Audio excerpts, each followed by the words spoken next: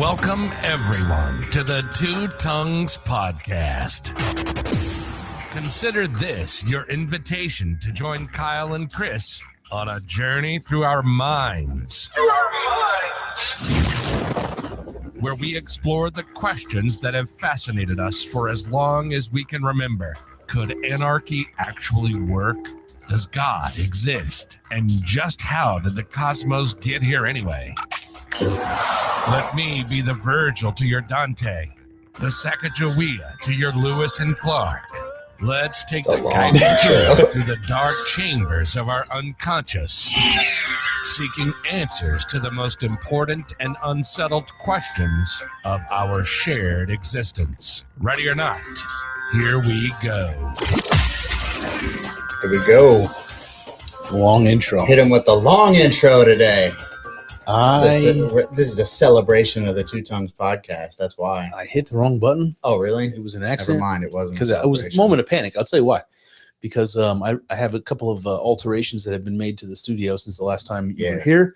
I've extended this table a little bit. Cool. But now I have the mixer where it should be, which is up in my reach. Yeah. And for those people who've been watching on YouTube for years and like, why does this fucking guy always look like he's coming up like this when he comes in from an episode? Because I gotta press the buttons down here because of the setup. So anyway, now we have plenty of room and I've got it up here. And so I went to press the button and it's the first time I've done it up here in a long time. And I was like, oh shit, what button is it? And then that long intro, I hit the long intro. Hey. And that's what happened. We're gonna say it was a celebration that we're what season are we in? 6, bitch. 6. We're celebrating that we're in season 6. We decided to hit you with the long intro This week. is the season of the witch. That long intro is there's you can tell we made it a long time ago. It was made a long time ago. Yeah.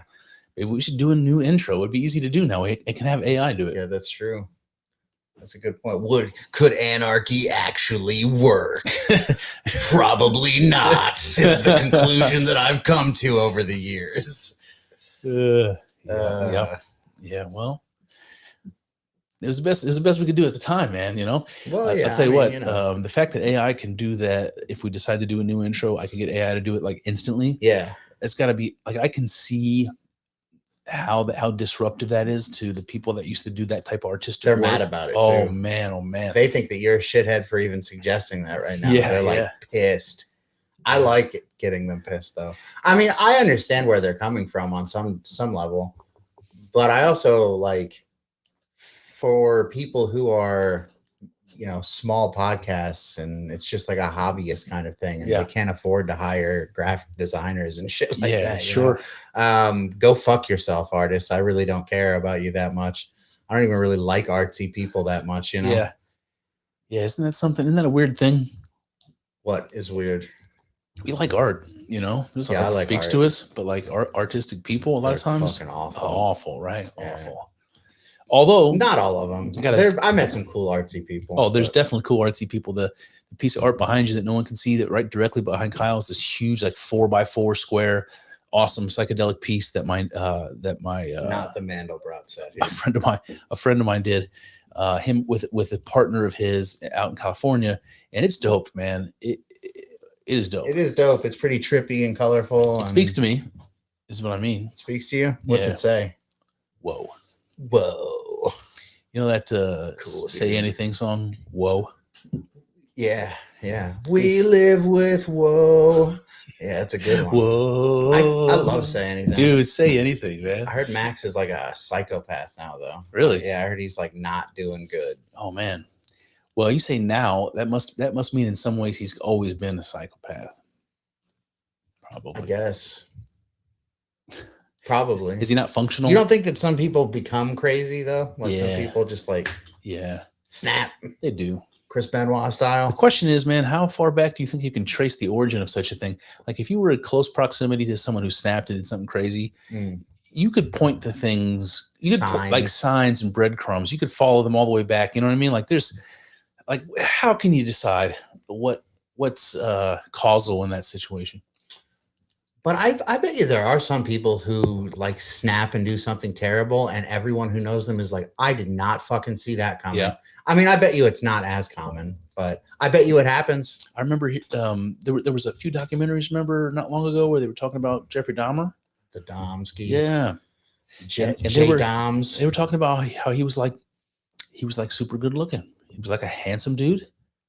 I've seen pictures of him. I wouldn't say he was super. Or is it not Dahmer? There's one of those serial killers. Oh, like no, Ted Bundy. Ted Bundy, is that it? Yeah, that's it. Super handsome, and like all these girls were like totally like blinded by the fact that he was this handsome guy. Like, didn't see any warning signs. Yeah, he was a fucking serial killer, and that's an interesting situation because I would think that men are much more susceptible to that kind of deception because just how like the power of a beautiful woman over a man, you know, at least in a certain state of mind. I know what you're saying. I agree with you because I'm a man, and you know, I posted recently that like I wish that somebody would have taught me that like having, you know, like big boobs and a nice big butt doesn't mean that they're nice or good. It's like, cause I was like, I had to learn that one like 6 or 7 times, you know, and I'm still vulnerable. You know what that reminds me of is this dumb dog that we had growing up. I can't even remember which one it was. And it was down underneath a table, and you'd call for the dog, you know, and it would get excited and it would jump up and hit its head on the table. Yeah. And it would fall down stunned and then do it again and fall down and not quite sure why it's happening and do it a third time. It's like, doom, doom, doom, you know? That's me with the titties. That's dude. you with the titties, just man. slamming my head into those titties.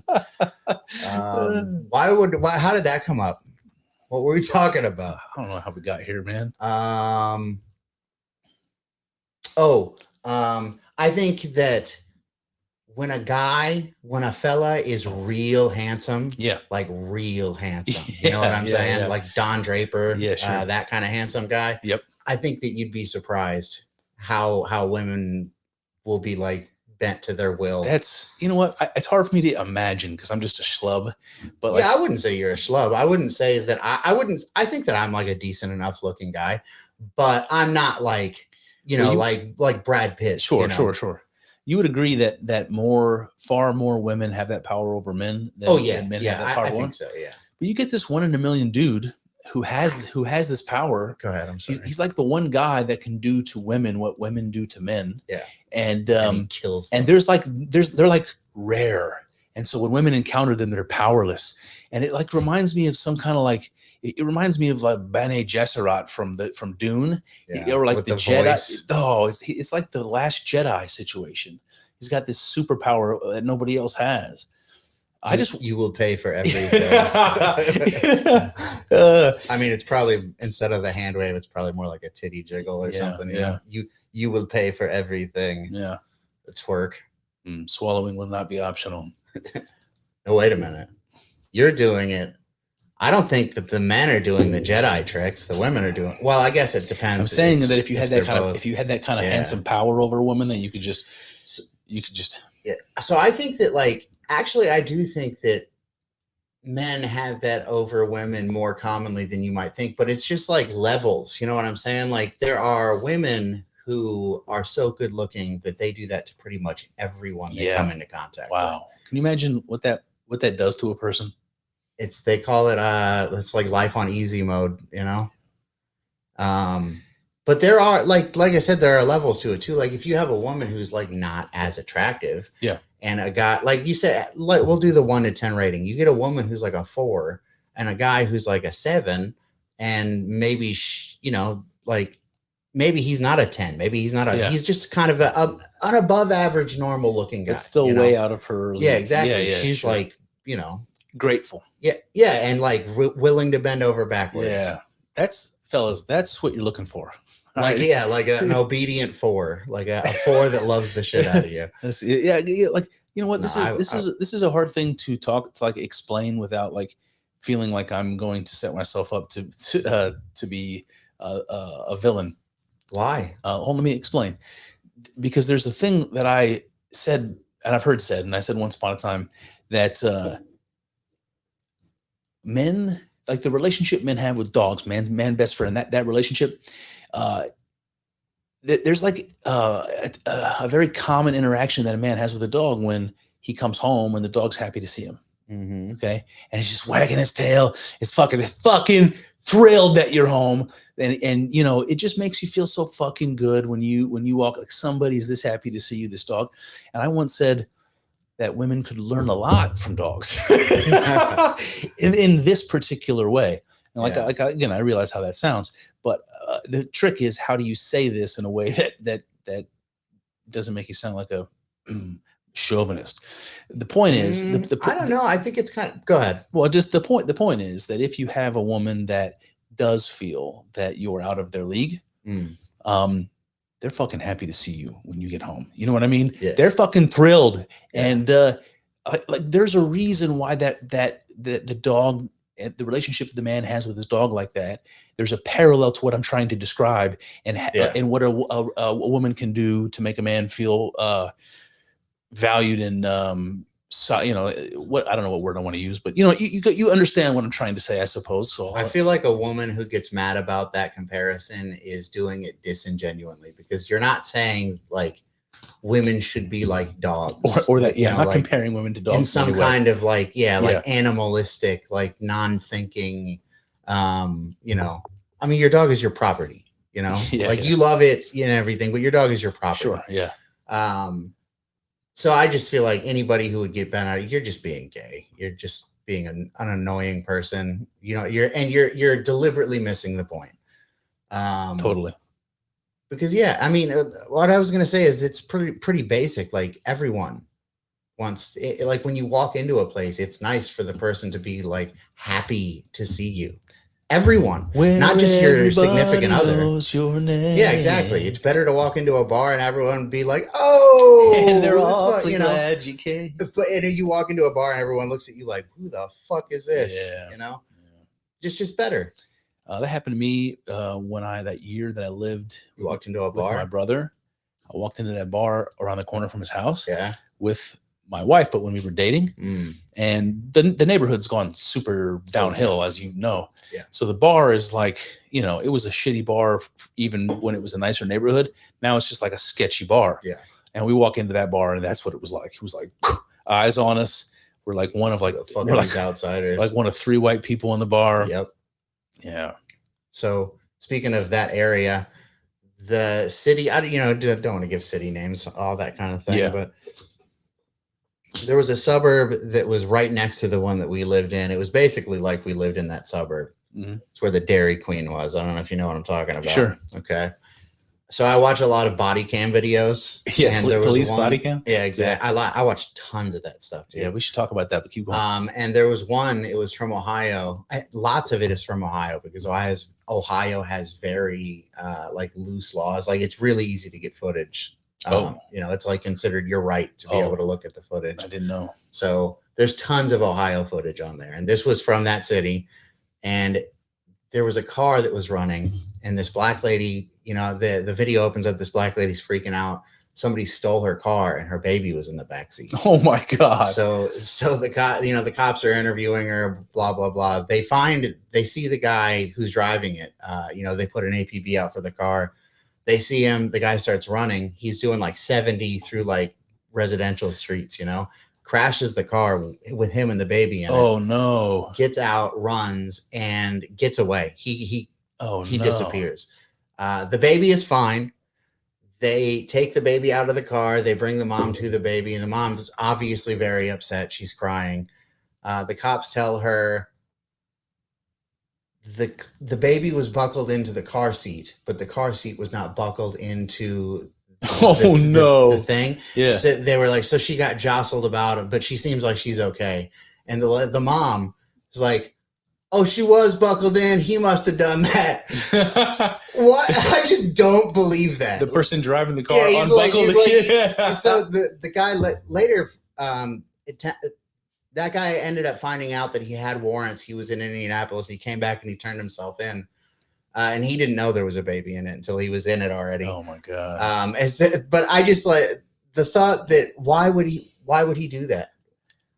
I just feel like she's lying. She was like, oh yeah, no, he must have done that. You know what I mean? It was like what was that movie? The guy came back and stole all the porno mags and shot the milk. And then he shot out the sign. I was stealing Harvard. What was that? I think that was. Yeah. Yeah, that cracked me up. Golly. Man, watching those videos makes you feel bad for cops, man. Oh A yeah. lot of really pain in the ass people. So the ones that come up on my feed a lot are like these, like what do they call them? Like these people that are like, I know the law, and the cops. Oh they, yeah, you're not allowed. You're not allowed to ask me for my ID and shit like that. Yeah. Those are the ones that, and I'll watch them, and I get mixed feelings about it. There are times where there's like young cops, and listen, I have friends. I have a friend in particular who's a cop. He's been a cop for a few years, and you know, I understand, man. It's like those guys don't make a ton of money. They make good money, but not a ton of money. They're being asked to do really difficult things and deal with difficult things all the time. Mm-hmm. But anyway, like there was a video not long ago, and it was like a young cop, and so take that with a grain of salt. I wonder if this particular video is in the list of videos I was going to look at. But he was just kind of an asshole. He was kind of arrogant and being forceful, and it was totally unnecessary. I might be confusing it, but it might have been this video where this dad and his son were riding their bicycle on the side of the road, Mm-hmm. and the kid's bike was electric, Mm-hmm. and the dad was riding on a. Oh yeah, I think I saw that too. And the cop was like super aggressive out of the gate. Yeah. And the other guy ended up being like a cop or something. Yeah. That's the one. Yeah, But, I saw that. So when they're young and they do some shit like that, those are the only times where I really feel like some empathy with the people that hate cops so much, because it's like when they are totally unprofessional, or they're on a power trip, or they don't know the law, and they're doing shit they shouldn't be doing. Yeah, especially when they're like aggressive about it, forceful about it. Yep. Like, so I will say that when I was more leaning towards the libertarian ideals back in the day, I was like, man, these cops are ridiculous, you know? And now I think, yes, there are definitely some videos of cops where I'm like, this is fucked up. This cop is an asshole. This guy should not be a cop. Totally. But there is so much more of the assholes who think they're lawyers, who think they know what they're talking about. The black people who, as they're being put in handcuffs and the cops say, stop resisting, and they're like flailing around. They're like, I'm not resisting. It's like, what the fuck are you talking about, dude?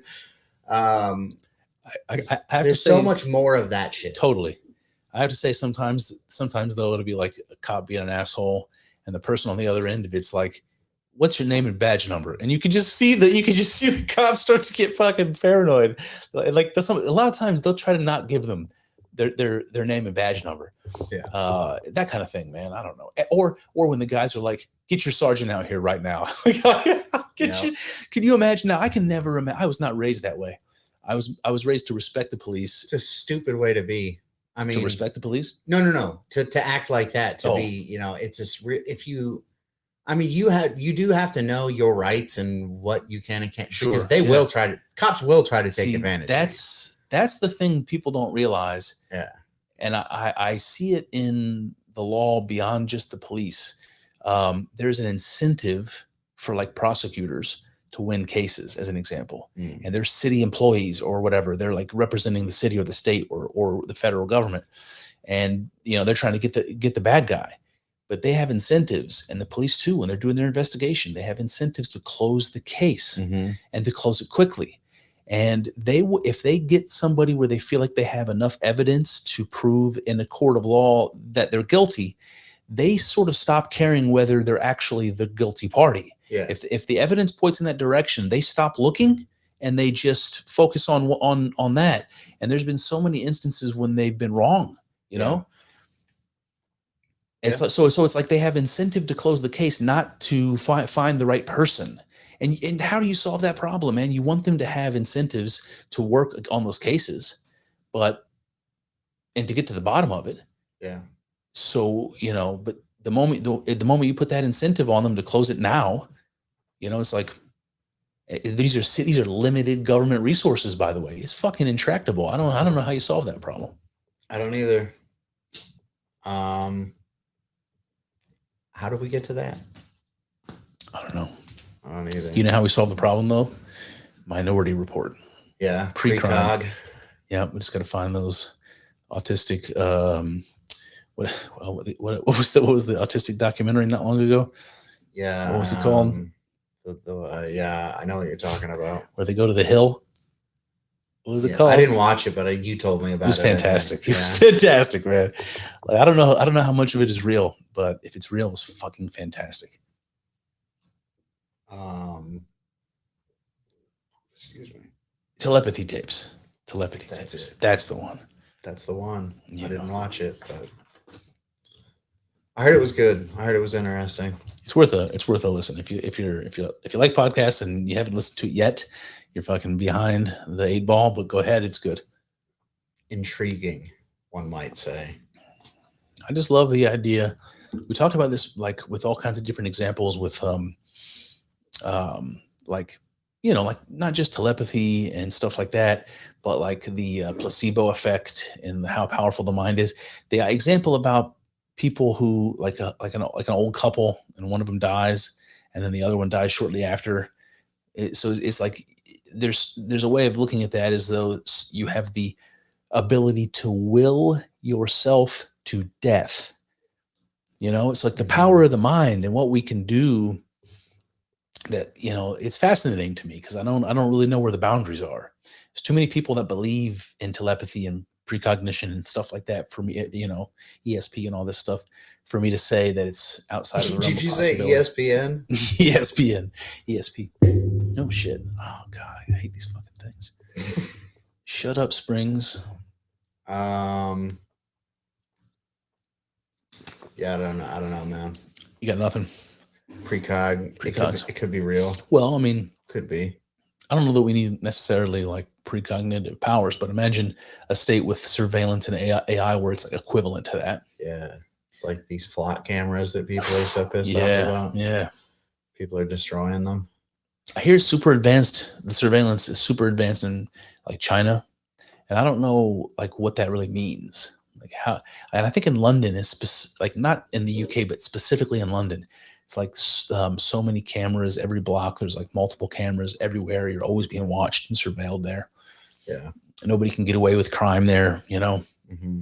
So that's gonna be a future state. If it's successful anywhere, even if it's in like a totalitarian dictatorship type situation like China or something, if it's successful there, it'll spread. People will start using it. Yeah, probably. And the politicians will say, you want it for your safety. It's all about your safety. You can trade. Yes, you're gonna get rid of some of your freedoms, but it's for the children. Everything will be safe this way. Yeah, that's what they'll say. They probably will say that. Mm-hmm. Yeah, I mean, they're gonna be watching us all the time, and you know, have you heard that like being able to scan somebody's face is more reliable? A more reliable way to identify them than fingerprints? No, I have not. Yeah, your face print is like more distinct than your fingerprint. Interesting. So they can watch you and identify you all the time. Like if imagine a place like you said with London, where there's cameras everywhere, you can't really go anywhere and not be seen if you're in public. Mm-hmm. They're going to be tracking you. They know what's that guy's name? The rich guy who's like supposed to be backing Rogan and like JD Vance. I know. Oh, Peter Thiel. Peter Thiel. Yeah. That's it. His company Palantir, they like, that's what they do. They like create profiles of people and like store them. It's like the social credit system, you know? So I kind of understand why some people are nervous about.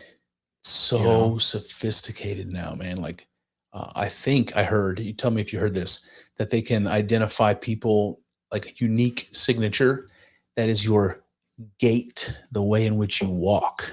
Yeah. So you could just be walking down the street and people could know exactly who you are, assuming that's true.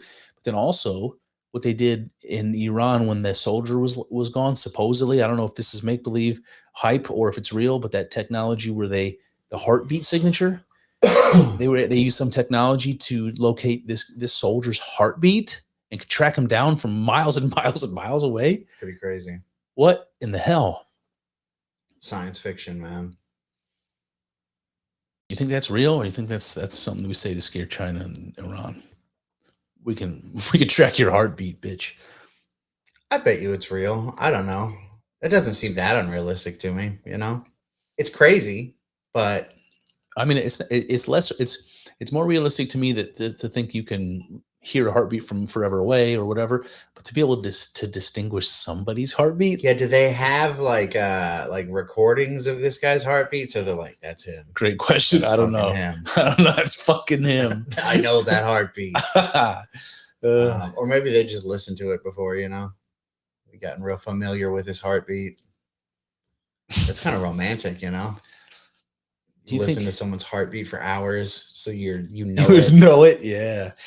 Do you believe like if you have like a blind test where you had like random women and one of them All right. One of- I like where this is going. you had random women, but one of them which you had an intimate relationship with, like a recent one, Oh, somebody only that one of them. somebody that knew you really well, Yeah. that you know you knew them Okay. very well. Yeah. That if you like were blindfolded and you like kissed them or smelled them or touched them or something, that you could identify them without seeing them. You're asking if I think I could identify Yeah. someone without seeing? Maybe. I don't know. Like a kiss, maybe. Like I don't know, a kiss, maybe not though. I think you might be surprised how difficult it is. Yeah, I think you're right. Yeah. I don't know. I think you might be surprised how difficult it is to do a lot of things when you take away sight. Like differentiating between like things that you're pretty familiar with, you know? Sure. Yeah. Take away smell and see how if you could recognize how things taste. Because that happened to me during the first COVID infection. Yeah. That was nuts. Didn't ever think it was gonna come back. So did I tell you my my sister's oldest? He just graduated from high school and he wanted to have a conversation about religion and philosophy. Mhm. And I was super hyped about it. I was like, nobody wants to have a conversation about religion or philosophy. And I'm like, yes. So anyway, I called him and I was like, I had like 30 minutes between some other shit I had to do. Mhm. So I just had like a 30-minute conversation with him. And I was like, you know, hey, I heard you want to have a conversation about religion and philosophy. Go. And he's an 18-year-old kid, man. So he's like, exactly. So I didn't know where to go with it. So I was like, I started talking to him about free will. Mm. I started asking him does he believe people have free will, and then I introduced the idea of determinism to him. Yeah. And I started talking about the Leopold and Loeb case from the 1930s, where the rich Ivy League kids, I think they killed and raped somebody, or maybe just killed somebody. I can't remember. Yeah. And then they tried to argue in court that they couldn't have acted any other way because they were these spoiled rich kids that always got everything they wanted, and it was like an argument from determinism. So I was trying to ask him, you know, like, does he find that to be compelling at all? Like, if you like grew up in the hood and you're poor and you didn't have the opportunities, and like and you become like a criminal, Mm-hmm. is it your fault? Because everything was against you from the beginning, and the only way you could get by was to, you know, right? Like, is that compelling to you? And, you know, he said, no, it wasn't compelling to him. And when he thinks about his own experience, he definitely feels as though he has free will. And I was just like, super common sense. I agree with everything. I agree with all of his thoughts on it. So we just kind of had that conversation. That was like the introduction to it. And then I started jumping into consciousness and God. I think I lost him pretty much immediately at that point. I think I went too hard, too quick. Then I told him the next time, I was like, you know, after like 30 minutes that we covered all that shit, I was talking about consciousness. And then I was like, next time we get together, we'll do, what did I tell him we'll do? Hold on. You should tell them to listen to the podcast, man. It's a good place to start. True. Your solo episodes more than these episodes. I did tell him that he needs to listen to Cooper. What's his name? Darryl Cooper. Yeah.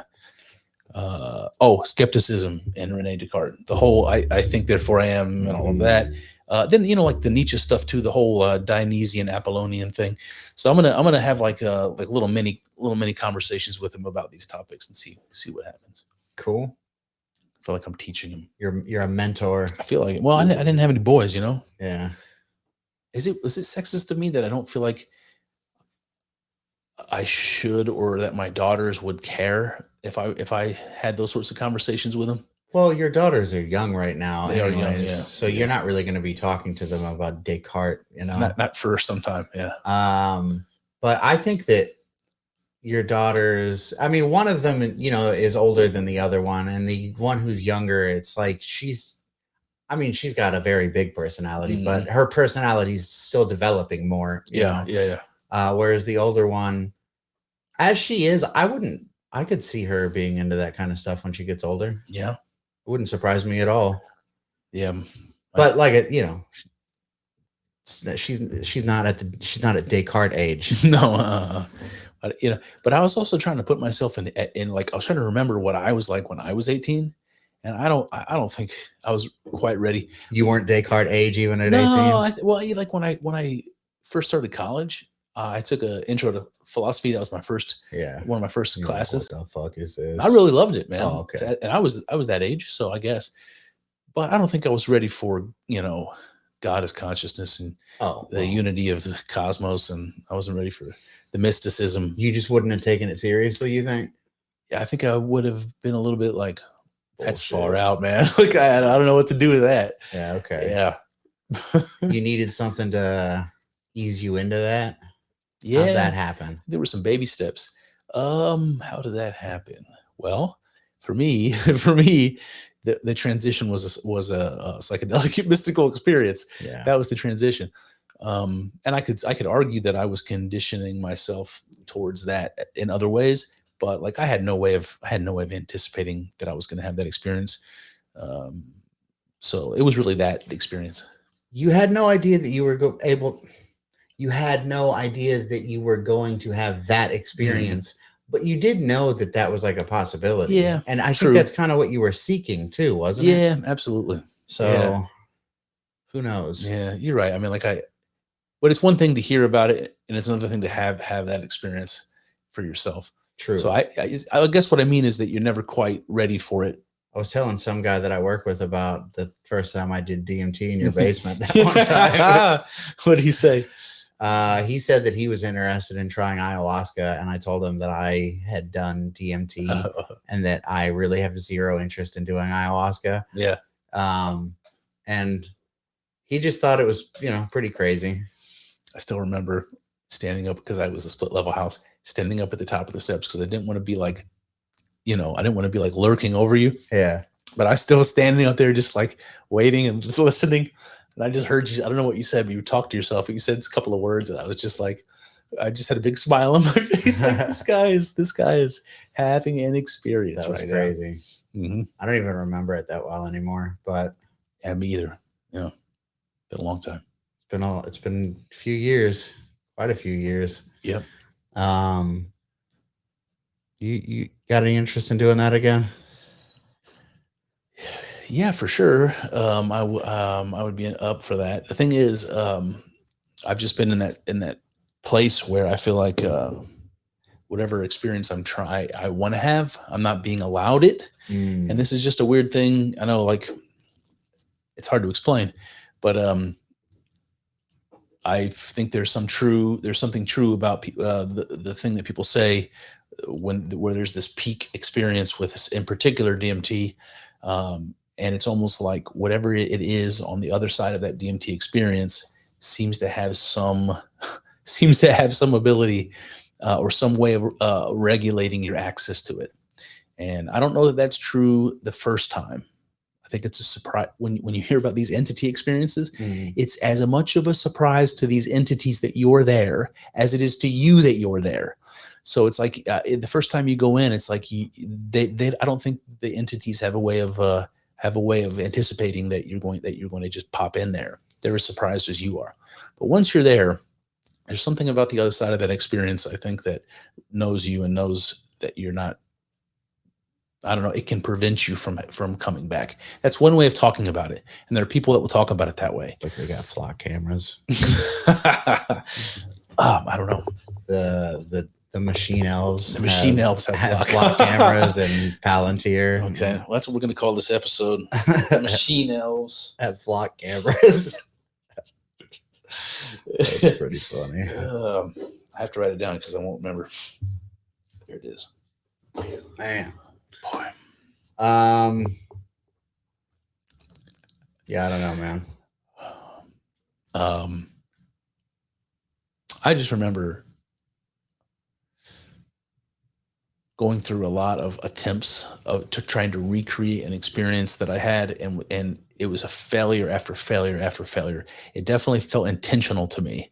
It's like if having X amount of quantity Y, yesterday have this effect, how come 3 times of quantity X is not giving me any of that experience today? That kind of a thing. Yeah. It definitely seems intentional. All right, I got some. Do you have any topics? There's one topic that came up that I guess maybe I should have known about because it's not like a new thing. Have you ever heard of the Egerton Gospel? Yeah, I definitely have heard that before. I know that I know what it is, but I'm drawing a blank on it right now. Yeah, I know that I've heard of this. I'm sorry. Go ahead though. And that's okay. We can. Perplexity was going to have to tell us. Oh, Perplexity. That's a co-pilot in this podcast studio. I'm just going to put it in. But the idea here is there was fragments of a gospel that were found, and when they're literally fragments, so we just have pieces of this papyrus. And when they were found and translated, it turns out that they were stories about Jesus that seem as though they fit into any normal gospel narrative. Nothing unusual about them, nothing heretical about them as far as we know. It all seems pretty normal, but these are not stories from any known gospel. They're not from Matthew, Mark, Luke, or John. They're not Q sources. There's no explanation for this. And it happens to be a very old fragment. I think it's like 1st century. Let's see what we got here from AI. Egerton Gospel, so it's in 2 pieces, Egerton 2 and Egerton 1. It's called the Unknown Gospel. It's one of the earliest surviving non-canonical gospel fragments, possibly as early as 70 AD. So to give you guys some ideas, Mark is supposed to be from the 40s, I think. John is supposed to be like around 100. And so this is 70. This is as early as that gets, basically, for a gospel. And some people think it's 2nd century, but as early as 70 AD. The fragments have a couple of short episodes, it says. And I'm trying to remember what those were. Let's see if it tells us. Yeah, right here. A confrontation with Jewish authorities where Jesus is accused of breaking the law and debates his relationship to Moses and the scripture. And then an attempt to stone him at the end of that conversation. Jesus escapes because his time hasn't yet come to die. So he's able to escape his stoning. He heals a leper, which obviously it says it's similar to the synoptic accounts of him healing a leper. But this story is unique. It's not one of those stories. But it fits right in, He has it says that somebody asked him a question about a grain seed. So it sounds like one of those parables, like the mustard seed type situation. Yeah. Miracle on the Jordan River, where Jesus scatters salt and water and miraculously produces abundant crops. And that has no canonical parallel. And then a tribute to Caesar controversy, similar to the, render unto Caesar thing from the canonical stories. So what's so fascinating to me about this is that this gospel is not like one of the Gnostic gospels. It doesn't seem to be saying anything that's out of line from the canonical scriptures. It's God bless you. Christmas. It's from the 1st fucking century, and nobody talks about it. I never heard about it. I've been interested in this shit for years. I never heard about it. Joel Egerton is part of this. No, that is crazy, man. It's pretty interesting. They do seem like the theme, I don't know, the content of them, it seems like they could be right out of the Bible, Totally. They just seem like Bible stories. And a confrontation with Jewish authorities, that's right out of John, brother. Totally. And they said some people thought that this was like a proto John.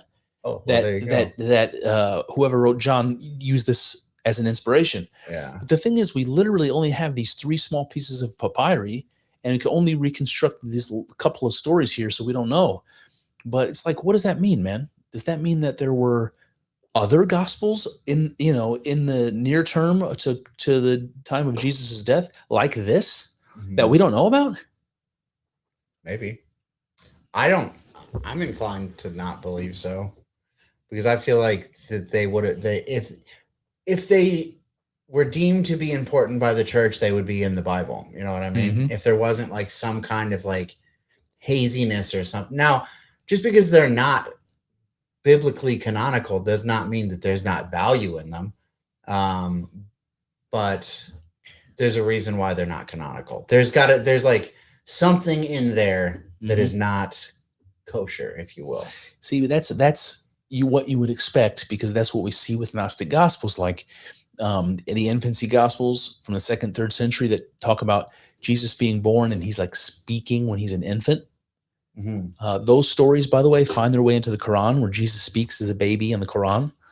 Also, that story about Jesus as a child pushing one of his friends off a building and killing him, and then when he gets in trouble, he raises him back to life. That kind of shit. And the story about him from I think it might be the infancy Gospel of Thomas, where he's making these pigeon or birds out of clay, and he blows life into them like God did to Adam, and they fly away. But he does it on the Sabbath, and the kids are like, "You can't do work on the Sabbath," and he like fucking kills one of his friends for saying that shit. Anyway, you can see how you get a gospel with a story like that, and you think to yourself, "No, this isn't fit. This is something else."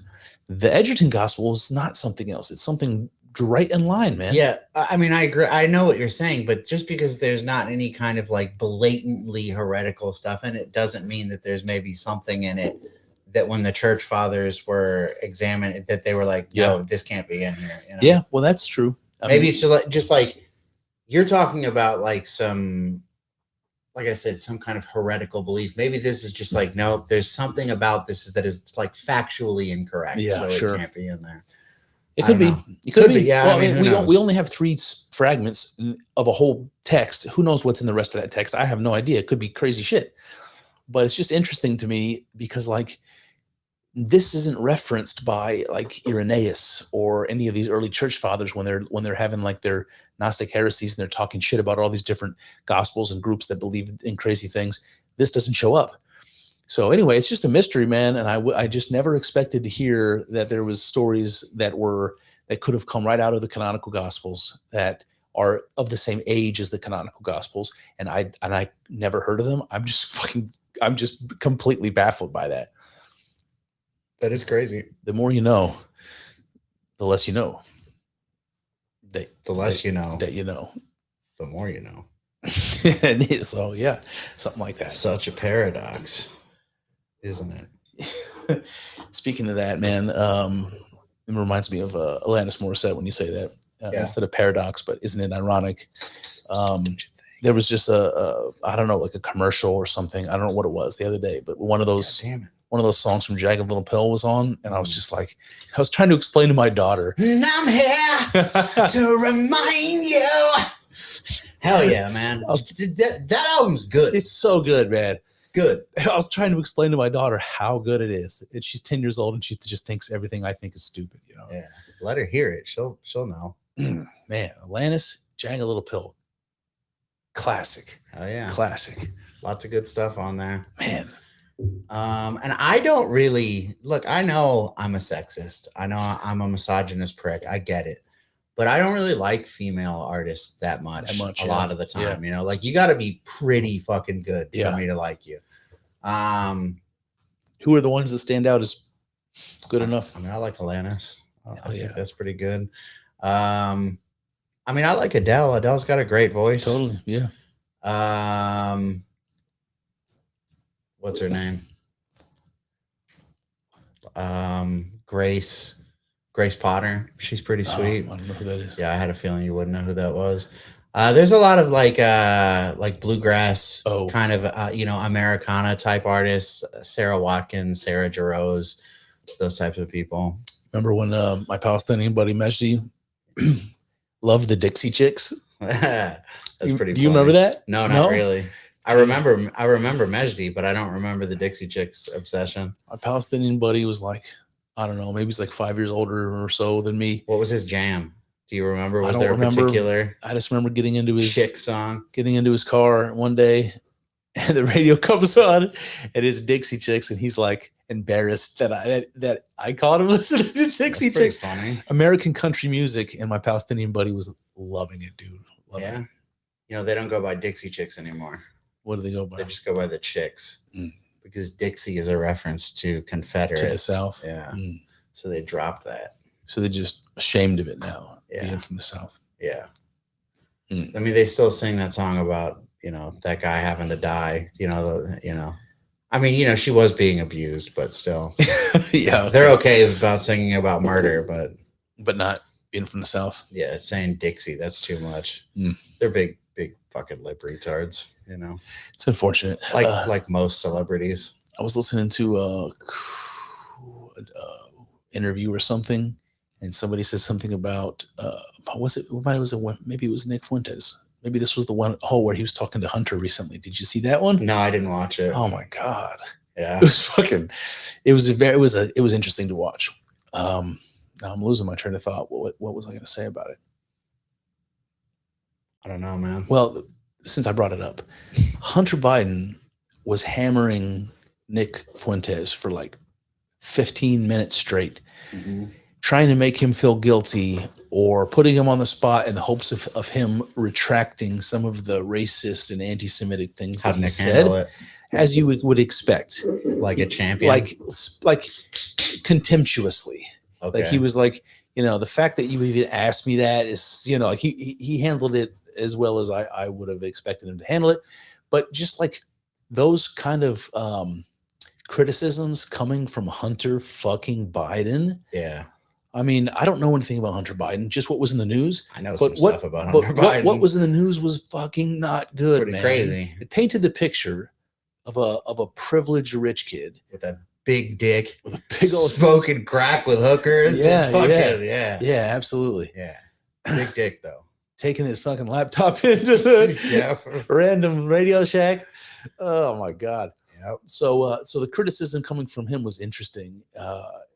So Nick Fuentes did bring up, actually he tried to get in front of it. Hunter said something about being a crackhead, like trying to be self-deprecating. Yeah, totally. Like he tried to get out in front of it, but it was an interesting interview. You should give it a watch. Why he wanted to do that with Hunter, I have no idea. Like why Hunter wants to be in the public eye, I have no idea. What is he doing? Is he trying to run for office? These people are just fucking narcissists, I'm sure. Yeah, he probably has some kind of plan like that. Boy. Yep. Yeah, you can smoke crack and do all kinds of crazy shit, but as long as you're a Democrat, you can come back from it. No big deal. Did you see the debate, the public debate they had in Maine after the what's his face guy got the guy with the what the fuck was his name? I don't follow it closely enough, but some Democratic Senate candidate, I think it was, in Maine, and he had some kind of racial something. Oh yeah, I know. What was that guy's name? I can't remember off the top of my head. So he ended up dropping out. Yeah, and they had like a Toten Cop tattoo on his chest or something. Yeah. And he didn't even weren't there some rape allegations too or something? Maybe it was that. I wasn't following. No, I'm pretty sure closely. It's both of it. Oh, is it both? Yeah, oh, geez. It was bad enough that he couldn't be a Democrat. He couldn't represent the Democratic Party anymore, and so it must have been pretty bad. Yeah. So they had a debate with the replacements to pick who was going to replace the guy, and it was one of the strangest things I've ever seen in my whole life. So if this is news to you, it's going to be difficult for me to do it justice. Did you not see any of this? Mm-mm.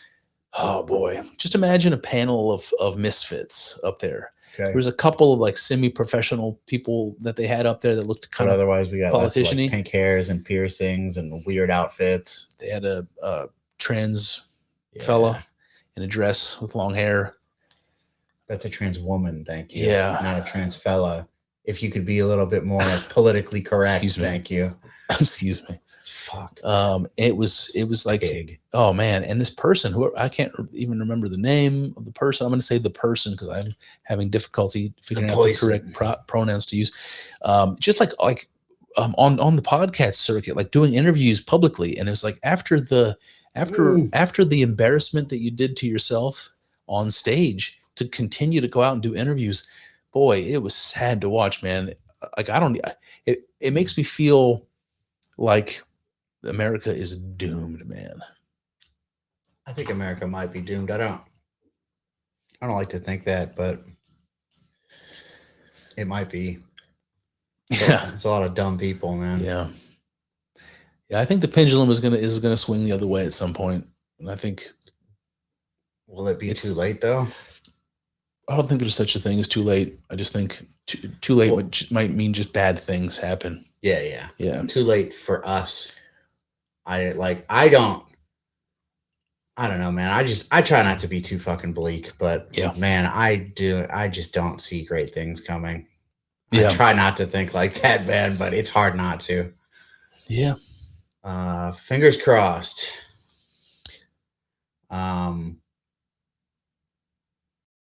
I don't know. I don't know where I was going. Let's see. What do I have? I have one that I definitely want to get to, but I also wanted to say, I don't think I said this. Maybe I did, but remember how I was kind of like blown away, like maybe a year or so ago when like we started seeing Andrew Wilson on Piers Morgan. It's like this was a guy that it's just like a podcaster, you know, that you actually had some work done, did some work with years ago. So it just seemed like somebody who was obviously doing well compared to just like we are or anything like that. Like somebody doing well, but like somebody in the vicinity of doing the same thing that we're doing. And then all of a sudden I start seeing him like on Piers Morgan and places where, you know, Rogan, right? Like the highest of the high. And then like recently I started seeing Jay Dyer, like having conversations with Tucker Carlson and shit like that. And it's like strange, man. It's really strange to me. Are you following this stuff? Yeah, I mean, I've seen all that stuff. I saw that Dyer was on Tucker Carlson. I don't know. I just don't really, it's not that big of a surprise to me just because I've listened to Andrew Wilson and Jay Dyer so extensively that I know how fucking smart they are. Sure. So the fact that they have like popped up on people's radars makes perfect sense to me. Like, I don't think you may not agree with everything that Jay Dyer says, but if you can listen to Jay Dyer and not be like, oh, this guy is smart and is interesting. Totally. Yeah. Then so something's wrong with you. Yeah. So yeah, the fact that Jay and Andrew are popping up, you know, that doesn't surprise me. Andrew still owes me $200, but in general, I think that Andrew is a force for good in the world. Yeah, so totally. I'm a fan. Well, I like them both. Me too. But it's just, and I don't begrudge them, and I'm happy to see them in these places. But I just never would have expected it. Yeah. I know it's just so it's such crazy to see how the media landscape has changed so much that people who are alternative people are suddenly mainstream. It's very weird, man. And seeing Andrew and Jay in those spaces is just strange to me. Yeah. Good for them. I'm just saying it's weird. It's weird I know you're not begrudging them. Yeah, I just think that it is pretty crazy, but it also makes sense to me. Yeah. You know, both and. Yeah. Yes and. It's going to turn into an improv comedy podcast. I do have a bunch of improv comedy clips that I've been squirreling away to watch with you. Thought we were going to do some improv comedy stuff here. Oh, I've got exercises. I have a couple things I have to get to first. These two before we do the improv comedy exercises. Yes, before we do the improv comedy exercises. They're coming. Okay, so one of my guilty pleasures masturbation. Well, besides that, I like to watch these apologetic shows where people with different religions argue with each other. Dunking on Muslims. Oh, I do like a lot of the dunking on Muslims one. One of the things that comes up with the Muslim and Christian conversations a lot, and I never really gave it a lot of thought. I thought it was kind of like maybe like an interesting point, but not like substantial, is this idea that Jews and Christians refer to God as Father, and to Muslims that's shirk. That's sin to call God Father. God cannot possibly be a father. He's so transcendent that the idea of sex and children and all that is doesn't even apply to him. He's so grand, right? So I feel like that's some of that shit where you're like, no, my God, it's like they're just like trying to make him so grand that what am I trying to say here? It's like they want to make God so, and God is obviously grand. But they want to make God this grand thing that you're not even allowed to talk about, because if you start talking about it, people are going to realize that it's bullshit. So it's like, just don't fucking talk about it. Yeah, You know? Yeah, I can see that. I just think it's stupid. And I kind of thought that too, man. It's like you could argue a lot of things, like theological things, between Christians and Jews, or Christians and Muslims, or whatever. But to say that your God isn't seen as your father, and my God is, like, as the grounds of like a significant difference between this, I thought that was kind of a maybe silly. But I got to thinking about it, and I'm like, what religions can you think of that consider God to be their father and consider themselves to be children of God? Because the Muslim approach is that God is their master and they are the servants or slaves of God. That's how they put it. Yeah. That's the relationship in the Muslim mindset between God and man, where in the Torah, the Jewish description was always God as father. Yeah. The Christian one is always God as father. So we are the children of God and not the slaves to a master. Now that is a significant difference. But what other religion can you think of where people consider themselves to be children and God as father? I don't really know religions that well, so can you just get to the fucking point? Yeah. Well, here's the thing. Not a lot, man. Not a lot come to mind. And I find that interesting, but here's a couple of exceptions. Deus Pater. Yeah. Right? The Indo-European sky father, the high god of the Indo-Europeans, was Deus Pater, the sky father, specifically father. I find that to be very interesting, especially when you stack it with this Norse idea of Odin as the what, Kyle? The All-Father. The all what did you say? The All-Pappy. The all. That's what we call him. Father. When you're from the hills, The you all. call him the All-Pappy. The All-Pappy. Pappy O'Daniel. Pappy Odin. So anyway, I got these ideas in my head, and I kind of want to do a solo episode on this idea, because if you remember, I had this episode I did a while back where I was examining where the difference between the Jews calling God El and calling God Yahweh, and where that all comes from. And there's significant reason to believe that this idea of Yahweh comes from Indo-European people, the so-called Sea peoples, the Philistines, and people that came over from the Mediterranean during the Bronze Age. And those people had Mediterranean Greek-style pottery, and they were associated with, the Indo-Europeans. They were Indo-Europeans, and the Hittites, the most ancient group of Indo-Europeans, just north of where Israel is. Those people have the first theophoric names where the god Yahweh, where somebody's named after Yahweh. Yeah. That happens in Indo-European territory. It doesn't happen in Semitic territory. Yeah. So there's all these reasons to believe that the god El, the polytheistic high god of the Canaanites, El, was the god worshipped by the Jews.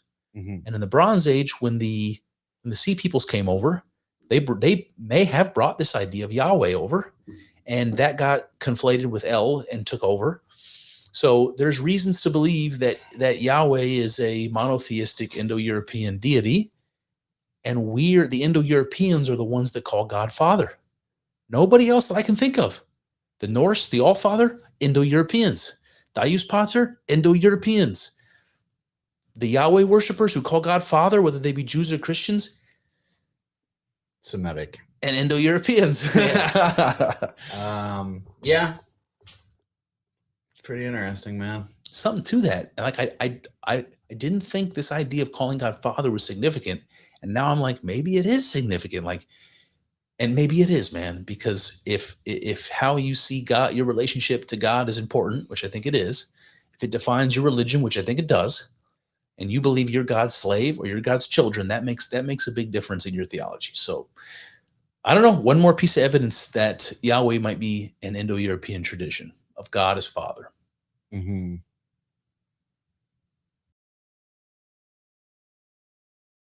I had like 3 things to say, but I lost them.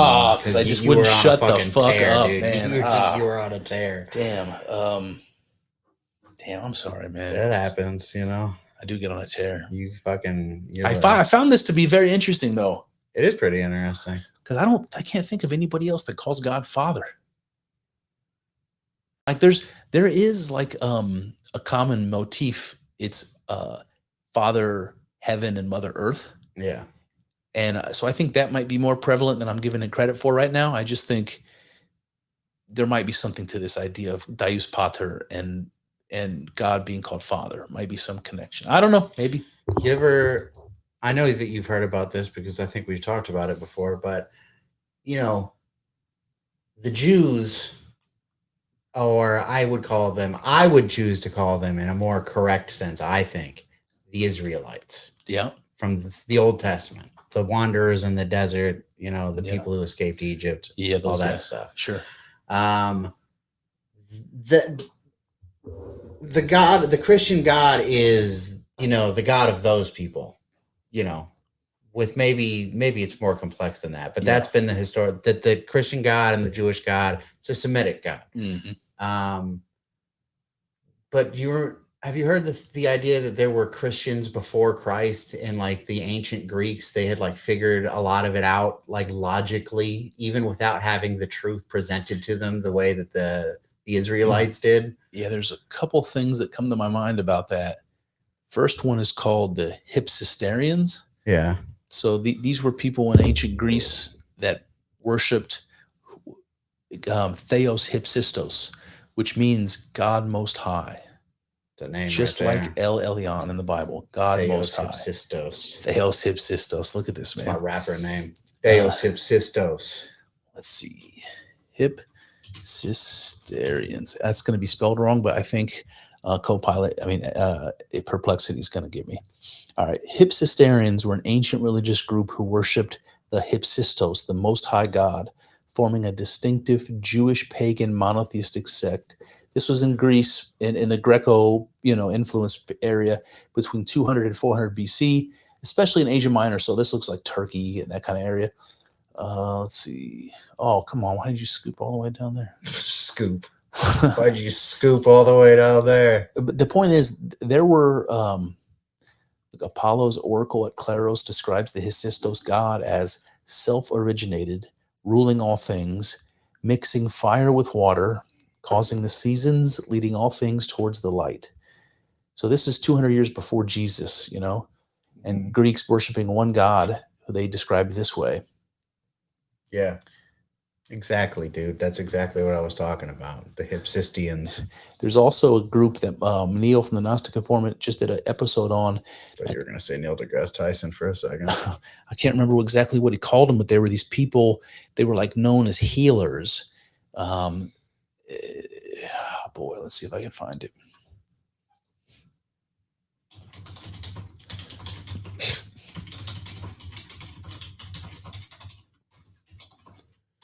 Gnostic Informant recently talked about a group of ancient healers associated with Christianity. Who were they? Yeah, let's see what AI can do with this. Man, they're so quick. Let's see. There it is. Therapeutai. The Therapeutai. The Therapeutai. It says that their name means healers in Greek, the Therapeutai. They were often described as mystical, aesthetic, contemplative, and possessing healing abilities. Later Christian writers absorbed them into Christian history, so it became like the early part of the Christian tradition, these people that came before Jesus. Mm-hmm. And some of those modern esoteric tradition treats them as proto-Gnostics. So there was a Jewish ascetic monastery healers in Egypt. They were described by Philo of Alexandria, practice healing through prayer, contemplation, and ritual purity.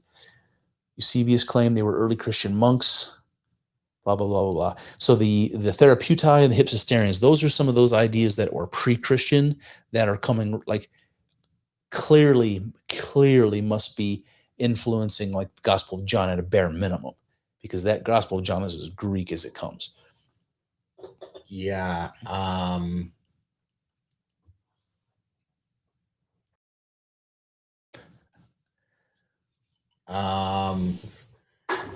Why I brought that up, I said that I forget.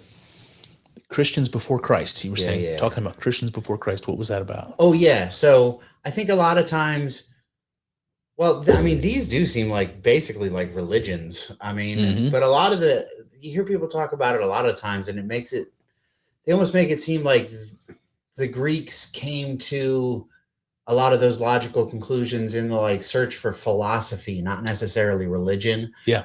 And I don't know. Like, I just think that maybe there were like these groups, and they did have the father thing worked out. Well, I do agree that the Greeks came up with monotheism through philosophy. Yeah, That's what the monists were, mm-hmm. like Pythagoras and Parmenides and Heraclitus, people that believed that fundamental reality was a cosmic unity, and they called it the monad. That's monotheism, man. That's the truest, purest form of monotheism that I can think of, and some of these like Neoplatonic philosophers, they absolutely nail this idea of monotheism. They just call it the monad, and they're 400 years before Jesus. The monad. Mm-hmm. Be a good name for a band. The monad. So you remember, like, I don't know, man, it was a couple of months ago where I was telling you about the experiment where with the good name for a band. I'm sorry, go ahead. The experiment with the rats, where they had the beautiful ones at the end of the generation. Yeah. You remember that whole thing? Yeah. I don't exactly remember. We'd have to go back and watch our own episode. We'd have to go back and watch our own episode. But we were talking about that, right? There was some famous laboratory experiment, where they created this rat utopia where the rats were living, and they had all the food they wanted, and they were reproducing, like crazy, but they didn't have any space. So they were all crammed in there together. And eventually the population got so big, they started having all kinds of problems. The rats started getting violent and fighting each other. The female rats would go up, and they would sneak up into like the sleeping chambers, and they would just stay up there all day long, and they would refuse to mate with the men. Yeah. And then you get these final generation before the colony collapses that they call the beautiful ones, that were like super healthy, but refused to like engage in any social activity. They wouldn't have sex. They wouldn't play with the other rats. They wouldn't do anything. And then they just all died out. So you had this like population collapse thing that plays itself out. And so anyway, it occurred to me the other day that one of the problems that we have with like keeping animals in captivity is that they don't want to have babies. So if you keep them in captivity, eventually you're going to have trouble with them just procreating. And I just link that to the fact that nobody in the West is having babies. Yeah. Nobody in South Korea or Japan is having babies. Nobody in the West is having babies. So I guess what I'm asking is, are we in captivity? And what does that mean? Are we behaving like rats do or animals do when we put them in the zoo?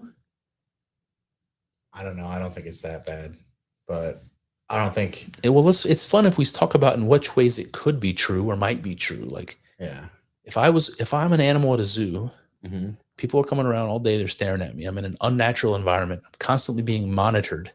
Yeah. And we have created a situation for ourselves where we're constantly monitored.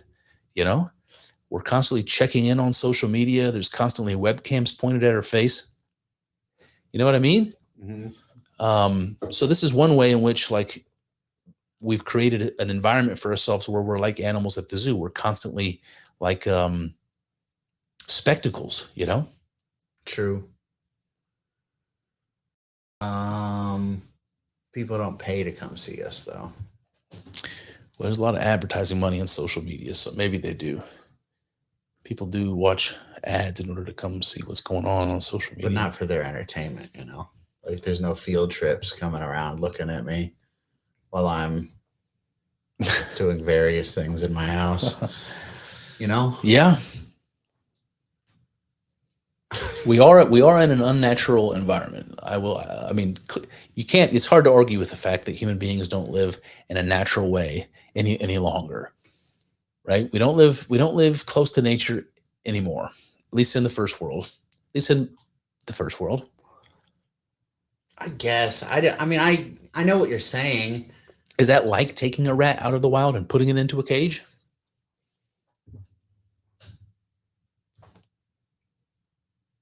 don't think so.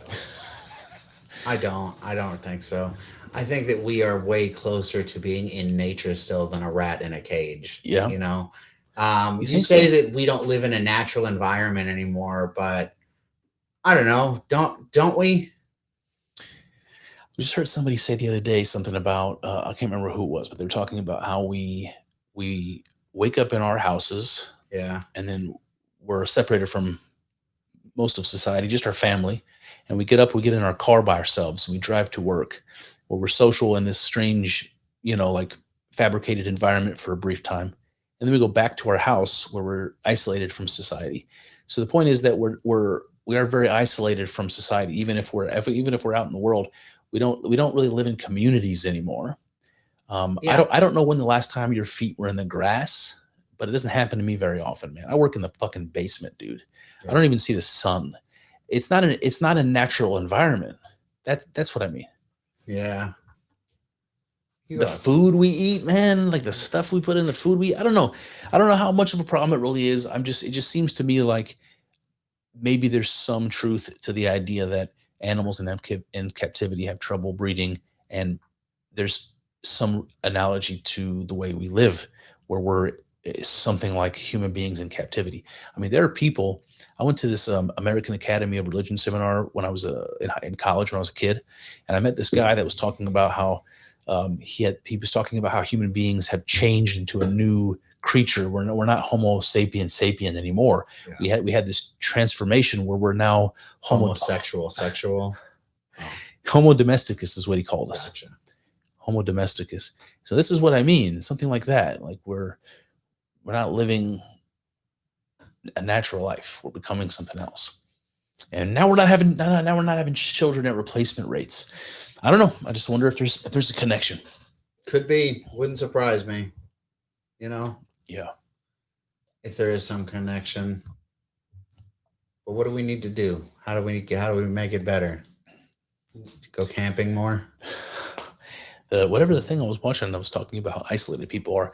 The point they were making was that we need to be more social. We need to be like around each other, having face-to-face conversations and face-to-face interactions. And I'm not into it. We used to go to the mall to be around people. We used to go to school to be around people. Oh, it was Nick Fuentes that was talking about that. Yeah. He was talking about how in high school and college you have this robust social experience, and one of the main reasons why kids want to go to college and want to party for a few years after college is because they want to stay connected to this like large social group that we used to have when we were tribal people. We had in every aspect of our life, all around us all the time, family and cousins and other kin members and members of the tribe around you constantly. You're working together, you're living together, you're helping each other. And so the closest thing we have to that is the social experience that we have that's like manufactured for us when we're in public schools. And like that's the big like the big reason why kids want to go to college and they want to continue to. This is the argument he made. What do you think of that? And it's unnatural. He's saying it's unnatural. I mean, I guess I think that a lot of people are more social than Nick Fuentes. Like Nick Fuentes is pretty, by his own admission, he keeps to himself a lot for obvious reasons. But people have communities, like people go to church and people they go to, yeah. Boy, I don't know, man. Like pick a church next Sunday and find it and go there and see, Yeah. Like when and it's more than just churches too. Like people, yeah. I mean, I do think that it's less than it's ever been before. I think the community is lower than it's ever been. Yeah. But I think that it's still people still doing all right. Yeah. And I feel like it'll bounce back. I hope so. I think it will. You know how things go. They ebb and they flow. They wax and they wane. Yeah. Before we get too far away from the subject of Islam, I want to say Islam. Have you noticed that in Islam, there's things that they say? One of the things they say is Prophet Muhammad. Mm-hmm. They don't just say Muhammad. Peace be upon him. Peace be upon him. They say Prophet Muhammad. It's always Prophet Muhammad. Mm-hmm. Peace be upon him. Yeah. Covering the basics. Yeah, I appreciate it. Yeah. I found it to be interesting, man. It's like, did they do that in the Bible? They say Prophet Isaiah, Prophet Daniel. I don't think they did. Mm-mm. They say Prophet Muhammad. And I think they do because he wants people. I think Islam and Muhammad probably personally wanted to reinforce this idea that he was a prophet. Yeah. Because he was rejected by the Christians and the Jews of his time. That's why he got so pissed and raised an army and ended up conquering the Christians and the Jews and the polytheists in Arabia, because they wouldn't accept him. And that's all he wanted, was to be accepted. And I just think that this standard of speech in Islam to refer to Muhammad as Prophet Muhammad, Peace be upon him. it just it's every time you do it, I don't expect it. Okay. It's like when you repeat things, it's like programming. Like when you repeat things, it sinks in and then people start to believe it. The more you repeat something, and they built it into the religion that when you refer to Prophet Muhammad, Peace be upon him. peace be upon him, that you always say prophet, right? Always. And peace be upon him. Peace be upon him. Yeah, and peace be upon him. You You're right, always yeah. say it. Yeah. Every single time you say the Prophet Muhammad, peace be upon him, you have to say the Prophet Muhammad, peace be upon him. Peace be upon him. Yes. You know, Uh-huh. every single time. And It's like hammering it into your brain. The Prophet Muhammad. This Peace is be upon peace be him. upon him. Yes. This is stereotypical Brainwashing cult technique. Yeah. It's reinforcing ideas through repetition, and to call him Prophet Muhammad to Peace me, be upon him. peace be upon him, to me seems to be super intentional as a way of convincing everybody that he is indeed a prophet. Why? Because whenever you hear the name Muhammad, peace be upon him, you must say Prophet Muhammad. Peace be upon him. Yeah. Man. Oh, what do you think, man? Is that what that is? It's got to be. And I think so. Yeah. So clearly is, man. I think it is. I think that in combination with what I was talking about before, where they're like, don't fucking talk about it. Yeah. Yeah. Because then you might start to think that it's like you have to have this thing that constantly reinforces it with a Prophet Muhammad, peace be upon him, and the complete aversion to ever fucking thinking about it. Yeah. You know? Yeah. Yeah, man. There is a huge impetus to suppress religious conversation in Islam. And like, I know it's not just Islam. I know this is also true in other religions and Christianity too, where people I would say it's less true with Christianity. I mean, Christianity it's is less pretty true. okay with you debating Christianity. Sure. It's less true with Christianity. I don't know, man. I don't know. I one day I'm going to do an episode on Islam, but I'm not. It's going to be forthcoming. All right. You want to get to some videos that I found interesting over there? Let's do it. All right, let's see if we can do this. Just bookmarked a handful of things that I thought might be fun to talk about. I don't remember how many of them were good. We'll find out. Let's see. We're going to do this. Where did it go?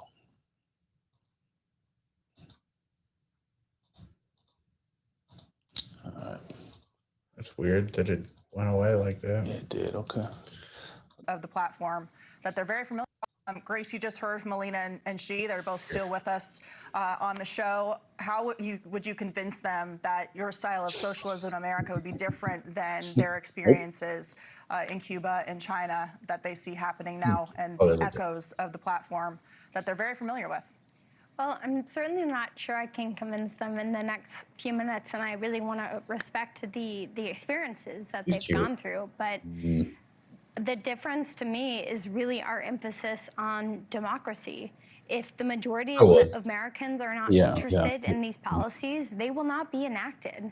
And the majority of Americans right now aren't yet. So we don't have anything close to socialism, and we don't have anything close to what we're talking about. But more and more Americans are interested in it, and the way that they're expressing that is in the ballot box. And we are extremely committed to doing that. Like, we even are beyond the interested in content, achieving a path that's more, you know? that's closer to something that It just sounds like or normal empty-headed. has gone through, where they have Which is had false a political communism. revolution through the Democratic ballot box socialism, so rather than I feel like she something could be what China, advertising what Cuba has gone capitalism and through. she would still sound like an idiot. Alina, what is your response to what Grace has just said? I will highly recommend to establish scholarships for your people to go to live in China for at least 3 to 6 months, and in Cuba to learn really what that system is able to give for the future. I didn't understand any of that. It will be very educational. G, as a Also, follow-up just, to, go ahead. This lady go gets ahead. Yeah, I started. want to say that when you put whatever adjectives in front of communism or in front of socialism, it doesn't change its nature. It is still communism, it's still socialism. And you can say, oh, the people want free stuff. Let's just have free stuff. Remember, this country is built as a constitutional republic. Just because you and your friends want free stuff, and then we can just get free stuff. That's communism. And that never work out. Eventually, in communism, things will run out quick enough so everybody ends with nothing. And I was there, lived through it. So young people like you, please read some history, learn history. I would love to respond to that with some Go ahead. examples of this free stuff we're talking about. Public education, public schools are free to Americans. We want to extend that to younger children. Things like Social Security is a benefit that all Americans have paid into, Government should and be paying many for people preschool, like right? that. Is that what Medicare she's and saying? Medicaid. We believe that that program should be extended, not just to the elderly and the low income, but the middle class and working class as well. These programs are actually already part of American lives, and Americans Slippery really little like devil. them. And I think would support across the political spectrum, support the idea of them being expanded. All right, I just want to ask a follow-up question, Grace, about something you said about Denmark. I don't know if we need to necessarily listen to any more of it. Why but, is that Chinese lady's face so shiny, though? Good What is question. that all about? I also think my it's forehead looks pretty shiny at the moment, but not that shiny, bro. I also think it's funny that her name is G Van Fleet. You ever heard of the band Greta Van Fleet? yeah. So here you have this lady who's representing the Democratic Socialists, and apparently that's supposed to be, they're positioning that as like the new position of the Democratic Party or something like this is going to, Yeah. like, So around Mamdani. oh, this is like a growing in popularity thing, which I think is completely manufactured. But this is what she's saying, and You think it's manufactured? I think an increased popularity of the idea of socialism is manufactured. I think so. Yeah. I think it's always true among young people, but to say there are more young people, I don't know. Is that true? Are there more young people now than there were? It's a good question. I mean, I think that depending on how far back you go, yeah, there's a lot more young people now than there were like a long time ago. Sure. For sure. Yeah. There's a lot more young people. But yeah, I don't know. You go back 100 years, are there more young? I bet you there are more young people now than there were 100 years obviously ago. after the baby boom, you got the baby boom itself, lots of young people. Yeah.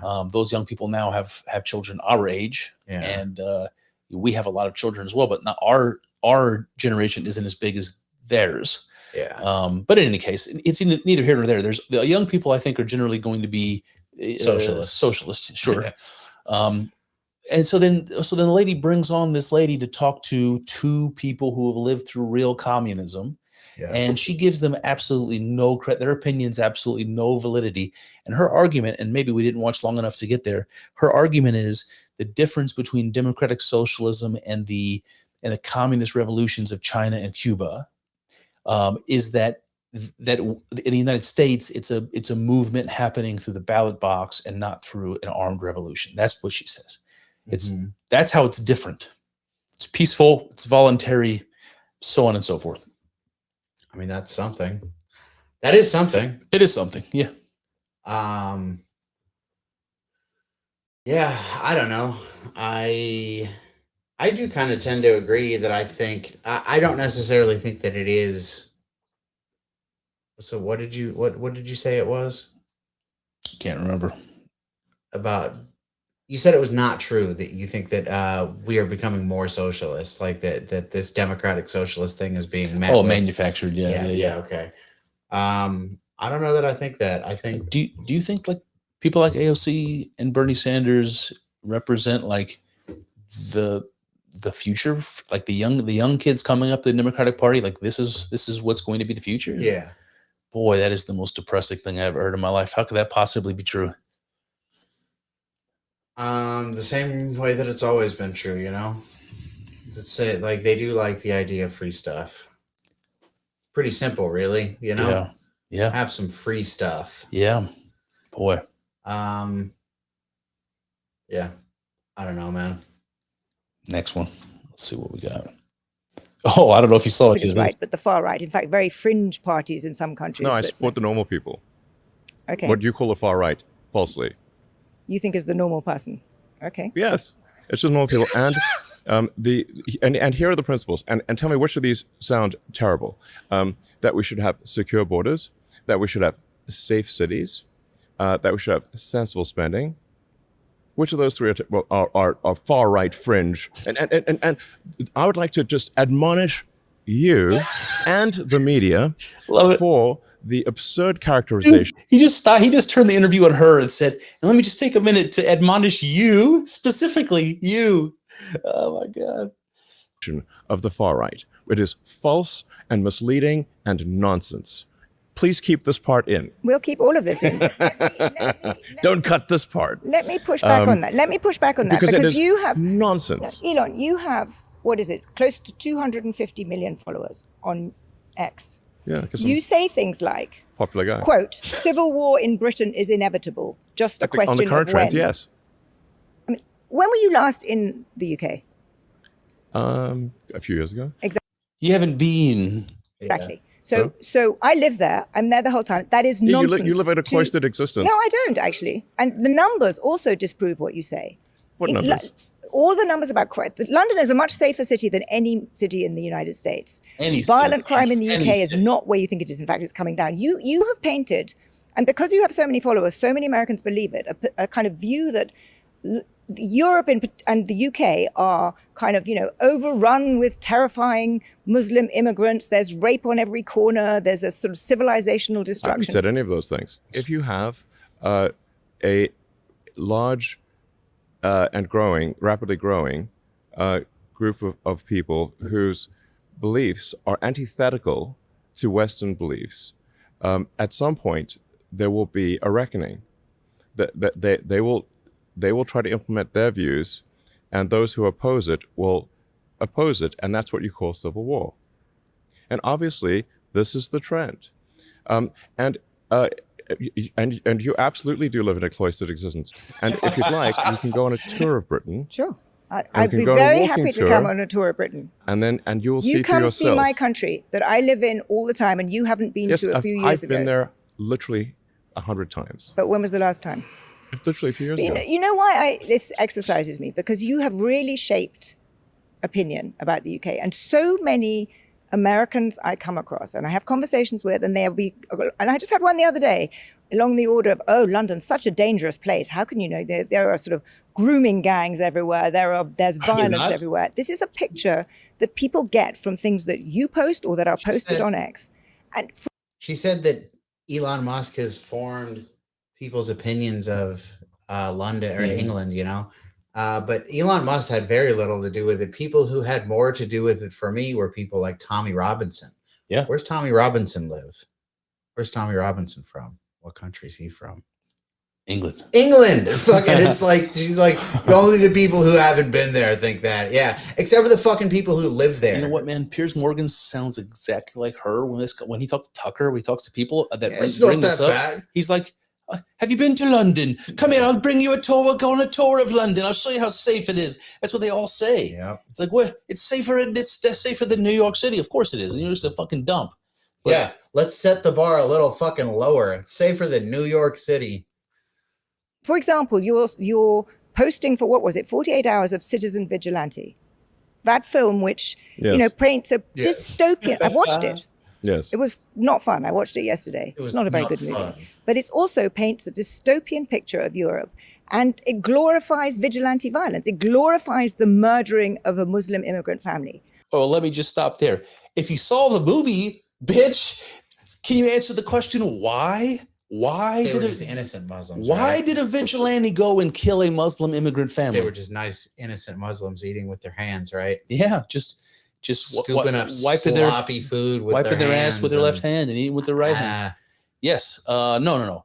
If you watch the movie, you would know that the family and the community was responsible for hiding the rape of this other woman, this other little white girl.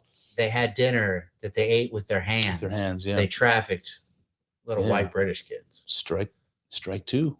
They didn't offer them any of that food to eat with their hands either. Did not. And so she makes it out like this movie is literally about some guy going around killing immigrants for no reason. Absolutely ridiculous. And his response? I honestly think that it is irresponsible for you to put that up on X. I think that it's a movie, and it's worth watching. Okay. Anything else on that one? No, not really. All right. And off we go. What else did I find interesting? Oh, this dude. That Hold on. I would like to one day feel equal to men. What do you Oh, get yeah, out of this- this? You, apart from so not only are bullying? women Is it equal, sexual? by the law, women are actually, they have more rights than men. They get lesser prison Wrong. They get lesser Wrong. prison sentences than Wrong. men. Wrong. That's an advantage. Wrong. They Wrong. get better treatment in the family courts. Are They- you looking they- at what's happening in America? So in America, I mean, I could look it for you. So in America, Women's rights are being taken away by the second. 30% shorter prison sentences than males in America for women for the same Okay, crimes. sure. Why Fucking why fine, why okay? aren't you know fighting what? against Let's- that? Why aren't you fighting let's against keep it that? But why aren't you Let's fighting keep it against that? Okay. So I agree. Women generally get shorter prison sentences than men. Who is the biggest contributor of Australian accents, dude. We've talked about this. I think in our Yeah. group chat, I think I mentioned. violent crime? Oi. Black Like- males. In the United States, it's black males. Did you see the one? It was just the other day. It was like, why do Australian people not sing with an Australian accent? Oh, yeah. I It think was that's what I was the talking two girls about. singing. Yeah, Oh, God. when I mentioned Dude, it. I yeah. was cracking up. You ever notice that, like, sometimes Australian people, they go to say the word no? Nar. Noi? Nah. Nar. What It's is like- nar? The Australian accent is just like one of the weirdest ones. It man. is. I Not was just. good. I was telling my wife. Wasn't it like Jim Jeffries or one of those people that was talking about how completely like off-putting it is I don't know. for women to have orgasms with that accent? It's like the talking dirty talk and like Yeah. orgasm sounds. You ever, to take this in like a slightly X-rated direction? Sure. You ever seen a pornographic video Never, but keep and a going. woman is having an orgasm and she is just making like the most god awful noises? I don't know that I necessarily. Yeah, I have. The thing that gets me is when it's the other way around. Like I don't want to hear him making any noises. If he's making noises, it's Takes you out of it. immediately. I'm It's trying like to hear this dude moaning. But no, Yeah. I mean usually if a lady's making noises, I'm pretty much into that. Yeah, It's funny because the ladies like that. yeah, They want you to make noises. Weird. That's a frequent thing that I've heard in my Really? travels. really. Yeah. They like the guys. I'm gonna run some experiments. Yeah. I'll let you know how it goes. All right. Do you know this guy down here, I've seen that guy around. for Martinez sure. or whatever his name? Yeah. I mean, this broad is. Well, the reason I would like this one is because there's been a couple videos recently where I've seen women or trans people are arguing why they want to be men or perceived as men, or why you should have the option of being perceived as men, and it has nothing to do with what they say. This idea that you don't feel like you're the right sex inside somehow. It's disconnected with your Yeah, it's about exterior. how they're perceived in the world. 100%. It Yeah. is actually quite misogynistic and sexist that these women want to be men because Yeah. they want to be perceived and treated as men in society. They want the respect. They want they want to be able to lead and the family walk behind them. They want to have the stature and standing of the head of the family and the man of the house, and they want to have all of the things that come with being a man, but they don't want any of the responsibilities of being a man. They don't want to have to take care of a family. They don't want to have the obligation of having to take care of a family. They don't want to have the obligation of going to war and having to sacrifice your life if need be, or they don't want any of that. They just want it's very strange how selfish is starting to sound, where the messaging we've always got has been very different. It's been about a psychological, I don't disconnect. identify with my body. Yeah. It's like, listen to this chick, man. No. Oh. So you don't want to. It's also not. Yes, That's it is. Insane. Yes, violent No, crime, it's not. 100%. Black men commit over 50% of homicides every year in America. In America. Yeah, Isn't in America. it worldwide? Those statistics would Where the vary fuck country else to are country, they, but man? there's a huge American black population that you can look at, Look, and they either have way, the it's highest male. violent crime rates, and it's disproportionate for their numbers because they're only 7% of the population. Has a man ever walked outside and thought, "Oh, I am so worried for my safety"? So notice that you ignore that. So you want to say it was men, right? You're about to say men contribute more to violent crime. It is. And It it's is also men. black men. It's also black men contributing more to violent crime than white men and Asian men in the U.S. Sure, but that has to do with. So wait, should black men get worse sentences than white men? No, I was Oh. saying that has to do No, with I can't even make that sound. residual politics and Yeah, you're making residual- excuses for them. Okay. No, I'm not. Yeah, you are. I'm not saying that, but I'm saying that there is that So you sympathize with black men, just not people men? were enslaved, so they have. No. I just can't tell you how much I love like halfway intelligent people getting like a rank and file liberal on the spot like this and not letting them out of the corner. It's just watching their completely unquestioned like structure of beliefs crumble all around them is so fascinating to me, because they get by for years and years never having it challenged. Something like this happens, and I have to imagine it's absolutely devastating to your confidence, and it doesn't seem to affect them at all. If it happened to me, no, she's gonna bounce back from this. She's gonna be fine. She's gonna be like, that guy was an asshole. Yeah. No black men in prison right now was ever enslaved. What are you talking about? No. But No. it's residual poverty. Oh, residual. They Yeah, just get- excuses. Oh my God, you are Just pathetic insufferable. excuses. No, you're insufferable. No, You're I you're don't. anti-male. You know how insufferable you are. You make excuses for black men but not white men because you're racist, right? You are anti-white. You're Not anti-white. Really racist. Do you have a YouTube? all right, You don't care. think this is the video I thought it was, but I anyway. would not with this. Yeah, no. She's like, her face looks like, I don't know, something not good. I have no idea what this one is. Country of Michigan. Oh, yeah, dude, hold on. Here we go. Well, here we are, out in the deep, thick country of Michigan, looking for one Elizabeth Waffle, 88 years old, donated nearly $150,000 in the last 5 years to democratic causes. This is one of El Sayed's micro donors. Doesn't look like the Taj Mahal by any means. Michigan politician. Got Where's the house? $1,000 from this lady. Okay, if I'm not back in 5 minutes, call somebody. I like this property. Ding, ding, ding, ding, ding, ding, ding. Hello? I mean, it's Sad story when you get Here's a here, walker. Hi, madam. Okay. Pleasure. My name's Charlie. Are you Elizabeth Waffle? Yeah.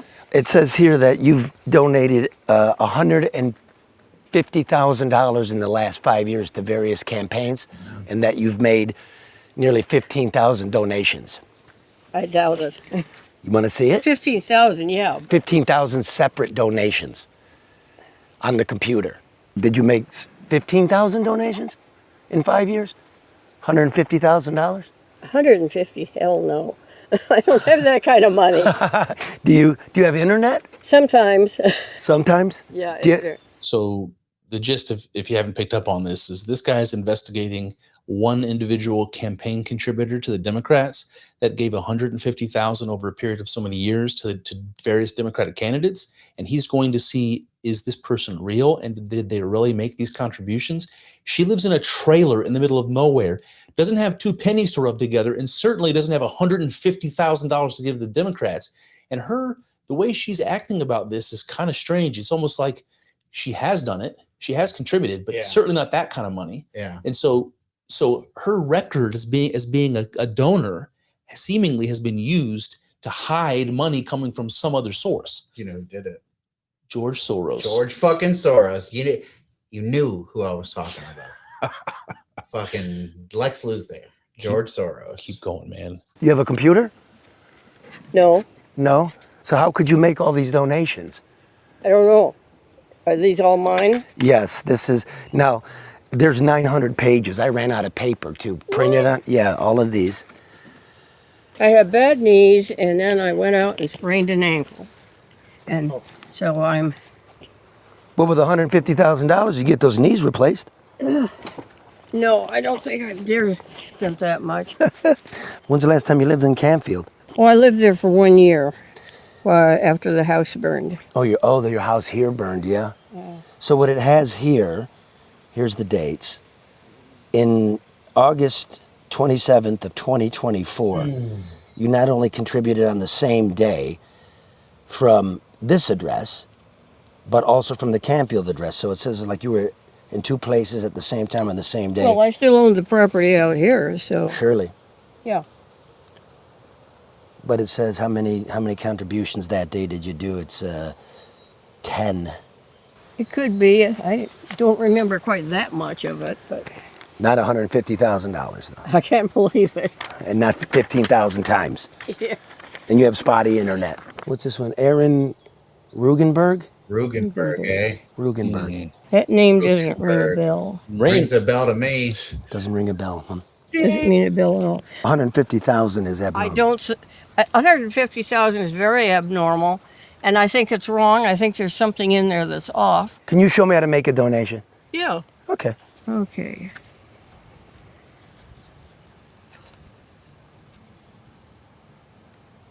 Come on. Come on. Internet. I'm not on the internet right at the moment. I'll get it straightened around when I get in the house, if that ever happens. What is going on in that trailer, dude? I know. What is going on? You get the point, man. The point is, this poor lady certainly did not give $150,000 to the Democrats. Her name has been in the system. They used multiple addresses. They used her name over and over and over again to hide campaign contributions coming from other sources. And if it happened once to this poor old lady in the middle of nowhere in Michigan, it happens all the time everywhere. Could just be a freak thing, dude. I don't think so. I refuse to accept that. All right. Yeah, that does make me sad. That poor old lady. All right, here's another one. So the Christian God is all loving, all knowing. Start this over again. Most people in the West don't realize that the God of Islam, the identity is quite different from the Christian God.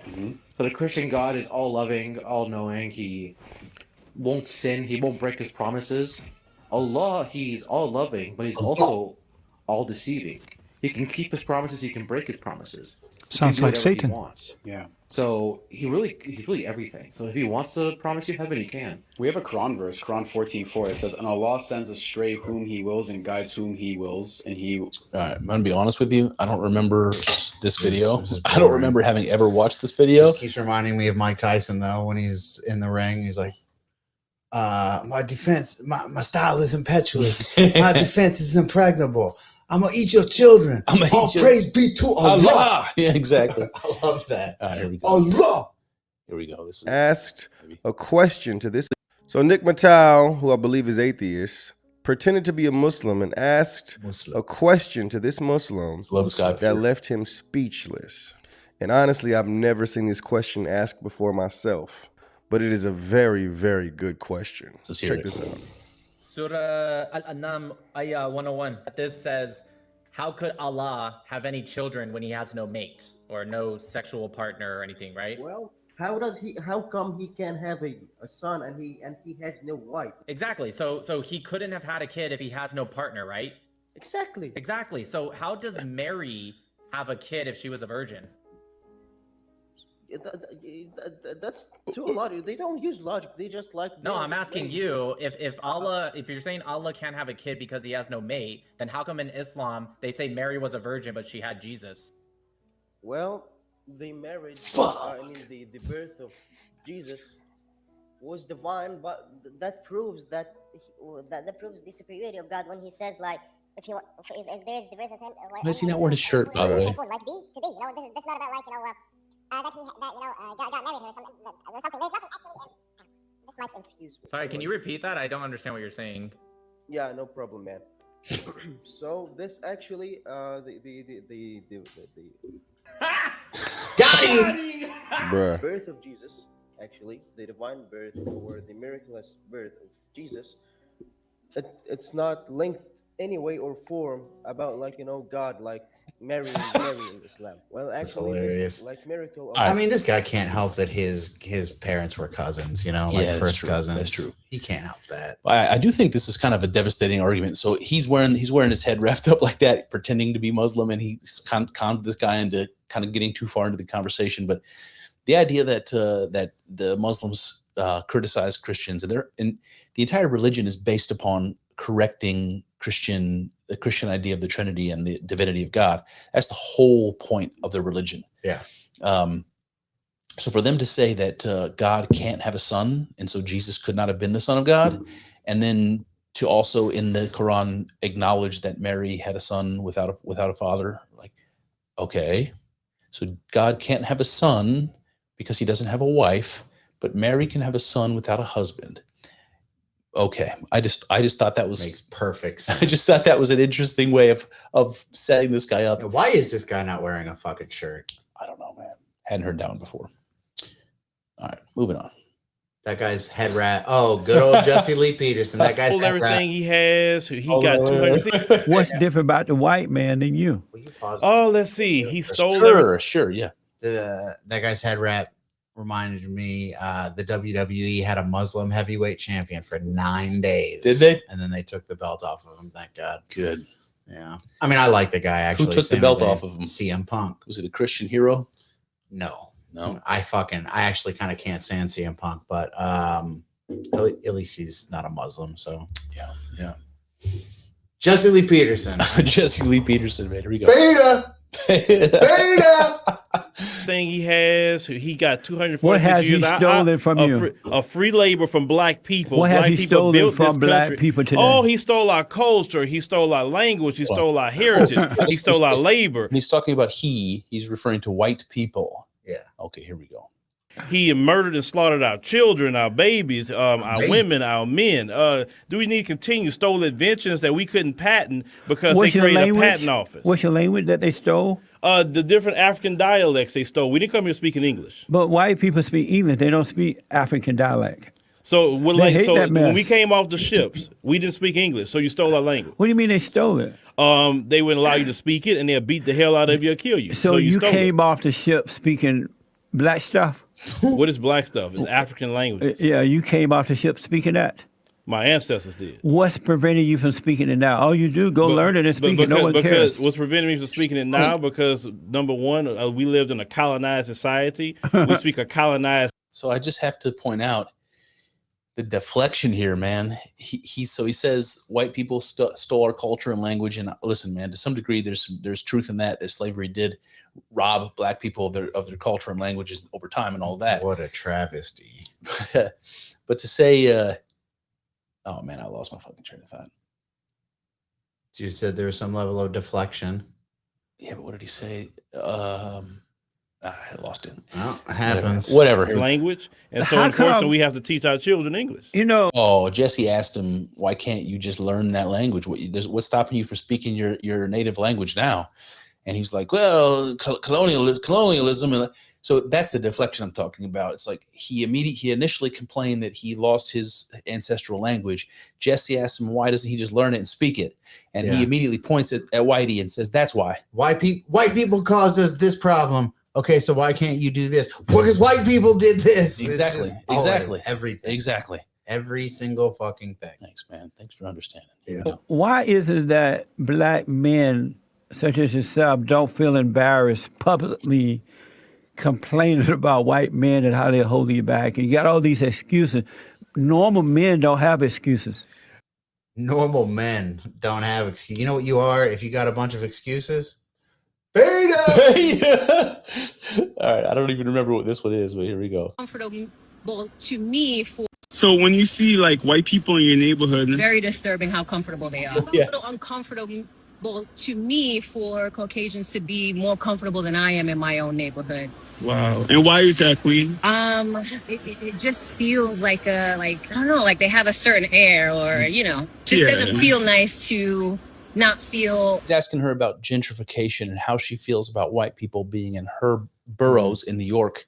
And she says it makes her uncomfortable that white people are more comfortable in her neighborhood than she is. That's what she said. What does that even mean, though? Like, I don't know what it means, but it's the most racist shit I ever heard in my life. Yeah. Because she doesn't like to see white people in her neighborhood, especially feeling like they belong there. That's racist as shit. Yeah. They took Brooklyn, is what she's saying. They took Brooklyn? We made Brooklyn better. The crime rate in Brooklyn is falling. Golly. As comfortable in your neighborhood as you should. When it's your home, it should be your safe space. But when it starts to feel like. So white people in her neighborhood makes her feel unsafe. That's what she's saying. Yeah, she's lying about that. Absolutely. Lower Manhattan or Upper West Side, East Side kind of thing, where you see a lot of pale face comfortably walking in your neighborhood. It doesn't feel so much like home anymore. Good. I know this is not coming from who I think it's coming from. You nasty bitch. The racism in this video is so disgusting that I can't even put it into words without using profanity. So I don't really like black ladies. That's a pretty black lady. She is, yeah, pretty. Yeah. I don't know if we need to necessarily listen to her point of view on it, but anyway. I mean, I clearly don't want to listen to her point of view, but she's pretty. Oh, this one's been gone. What was it? Stand up for the national anthem at the Cubs game. Oh, I saw it. The guy smacks him in the back of the head. Yeah, I would have kicked the shit out of that guy. I mean, I think I would have stood for the national anthem, but if some guy smacked me in the back of the head, I would have beaten the fucking brakes off of that old man. Completely. Like, who the fuck do you think you are, man? Completely. But I mean, that being said, stand up for the national anthem, like just stand up for the national anthem. But I'm not going to smack you in the back of the head. Yeah. I am going to think you're a faggot. You should stand up for the national anthem. Yeah. So have you seen any of those clips from, I don't know, man, lately it's been a lot, but there's been some a lot over the years too. Bill Maher, where he just criticizes the Democrats for some of the hypocrisy and some of the radicalism. Yeah. More like nobody else is doing it, but he seems to actually be doing it a little bit. And it's like, I kind of respect him for it. Yeah. There's not a lot of pushback from the Democrats on how crazy communist and crazy, like violent they've become. Mm-hmm. And the next video here is fucking Van Jones doing something like this. VJ. I am not a fan of Van Jones. The Vij. But let's listen to this one here. Let me put it back. I am tired of a set of people on the very far left in the Democratic Party, my party, telling us that in order for us to be progressives, we now have to believe ideas and support ideas that are completely nuts. I am a progressive Democrat. In other words, everything that's good in our party, I believe in, have believed in for a long time. Do I want universal health care, Medicare for all, whatever you want to call it? Absolutely. If you are sick, you should be able to go see a doctor. That's a good idea. I want free education for everybody as long. Well, blah, blah, we have to get through this a little bit before he gets to his criticism. But do you remember like a decade ago, maybe it was like 15 fucking years ago or more, when the guy was that Mormon fellow from Fox News, Glenn Beck. Glenn Beck was talking about criticizing a lot of the political appointees from Obama, especially in the first administration, because they were all communists. They all had these deep connections to communist professors, communist parents, various things. Well, Van Jones was one of those people that got a tremendous amount of criticism from Glenn Beck. Also, the Rahm Emanuel was another one. Got a huge amount of criticism for being communist. And anyway, Van Jones is the one out here saying that the liberals are being too. Yeah, we'll finish this. We'll give it a little bit more time. As long as they want to keep learning. I think that's a good idea. The Green New Deal, I'm the author of the Green New Deal. The Green New Deal is my phrase from my first book in 2008. There's nobody more committed to criminal justice reform than me, ecological solutions, the whole deal. These are our ideals as progressives. We should fight for them. We need them now more than ever. But what does that have to do with supporting Hamas? What does that have to do with putting up candidates who say we should have no police, no prisons, we can't deport anybody, even if they commit rape or murder, Israel shouldn't exist? These are terrible ideas. These are awful ideas. Where did these ideas even come from? If we want people to join this party, when people— That's pretty much all I wanted to say. I don't really think Israel shouldn't exist. I'm just joking. I feel the same way about that as I do about when Bill Maher says it.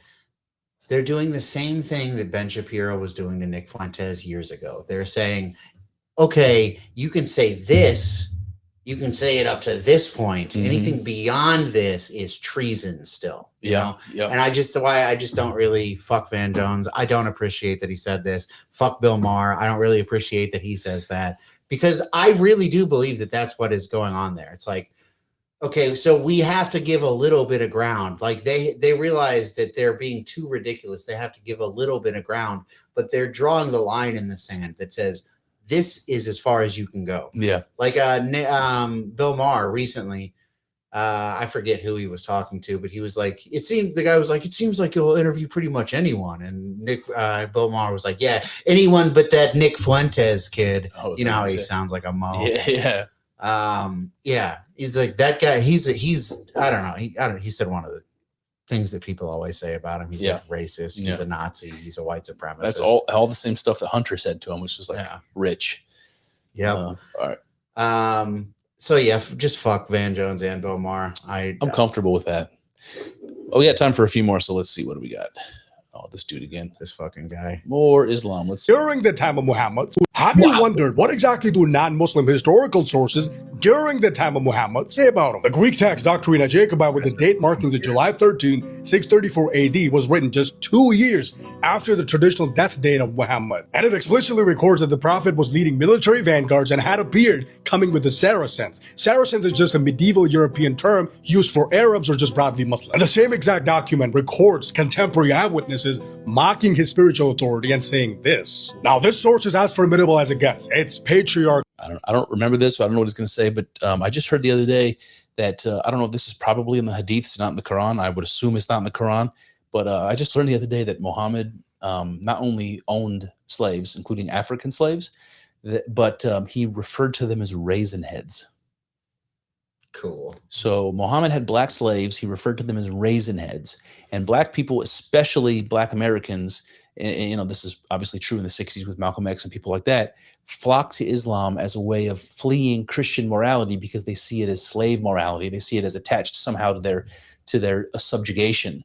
So they prefer Islam over Christianity when Muhammad had black slaves and called them raisin heads. Yep. Anything to distance themselves from the white man. Assalamu alaikum.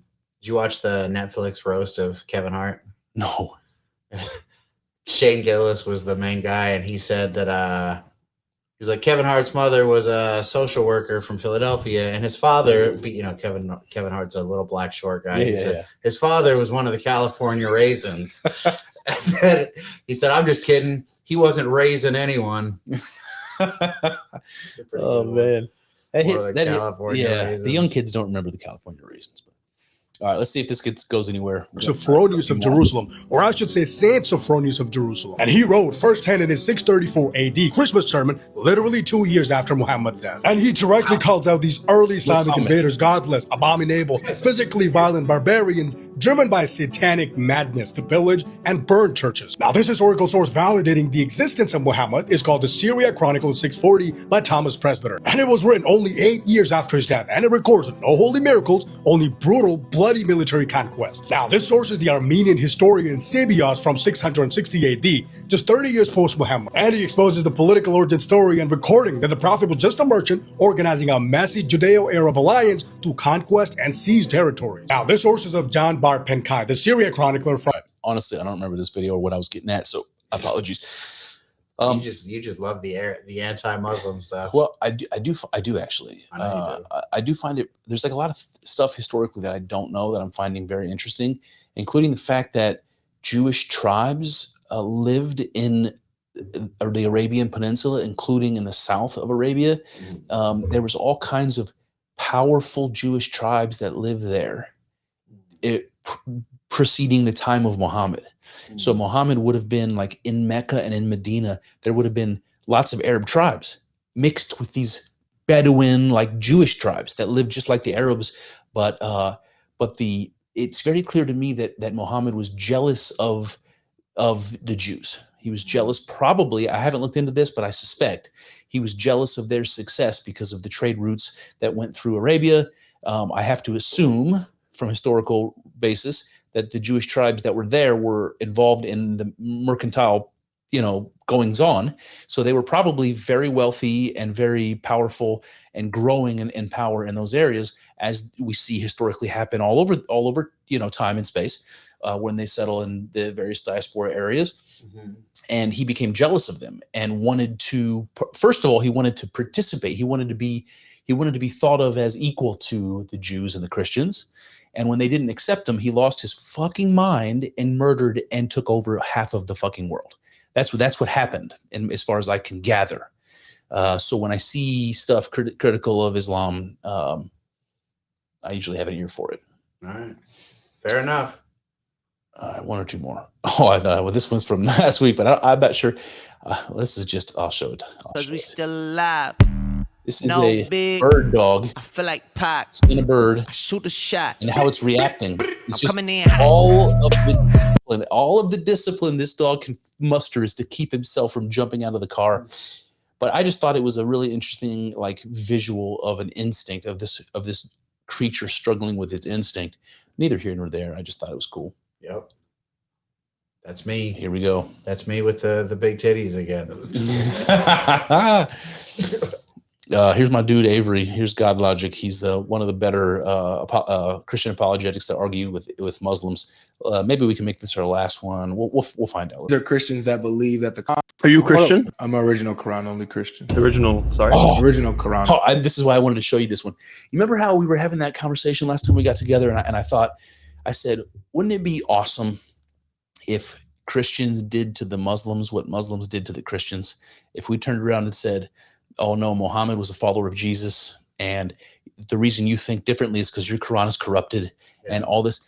This is what Avery's doing in this debate with this sheik down here, whoever he is. Gotcha. He takes exactly that approach, and he calls himself a Quran-only Christian. He's just totally fucking with him. But that's what he argues. It takes this guy forever to catch on to it. But Gotcha. Let's just hear it. Only Christian. Original Quran-only Christian. Mm-hmm. What does that mean, Quran only Christian? What's that mean? So it's a Christian that believes in the original Quran before it got tampered with. So these are Christians that believe that the Quran was actually a real book, that Muhammad was a disciple. I'm going to stop here for a second because I want to tell you something you may not know, because I learned it and I was completely flabbergasted by it. Did you know that there are scholars that believe the Quran was originally a series of Christian documents? There's historical evidence of the they call them like the chapter or the surah of the cow, or the surah of Mary, or the surah whatever. They have like names like that each chapter, and the one of the cow. There's a series of other ones. There's evidence that they predate the time of Muhammad by a significant period of time. Okay, and then all the rest of the Quran kind of develops around these documents that existed beforehand. And there's weird shit in the Quran where God will he'll be talked about in plural, where God will say we and us, the way that God does in the Old Testament when he's creating man, and he says, let us create man in our image, but God's only supposed to be one. Like how do you make sense of that? The Quran does that in weird places, even though the Quran is like super enthusiastic about being a monotheistic religion and God being one over and above any other party. Anyway,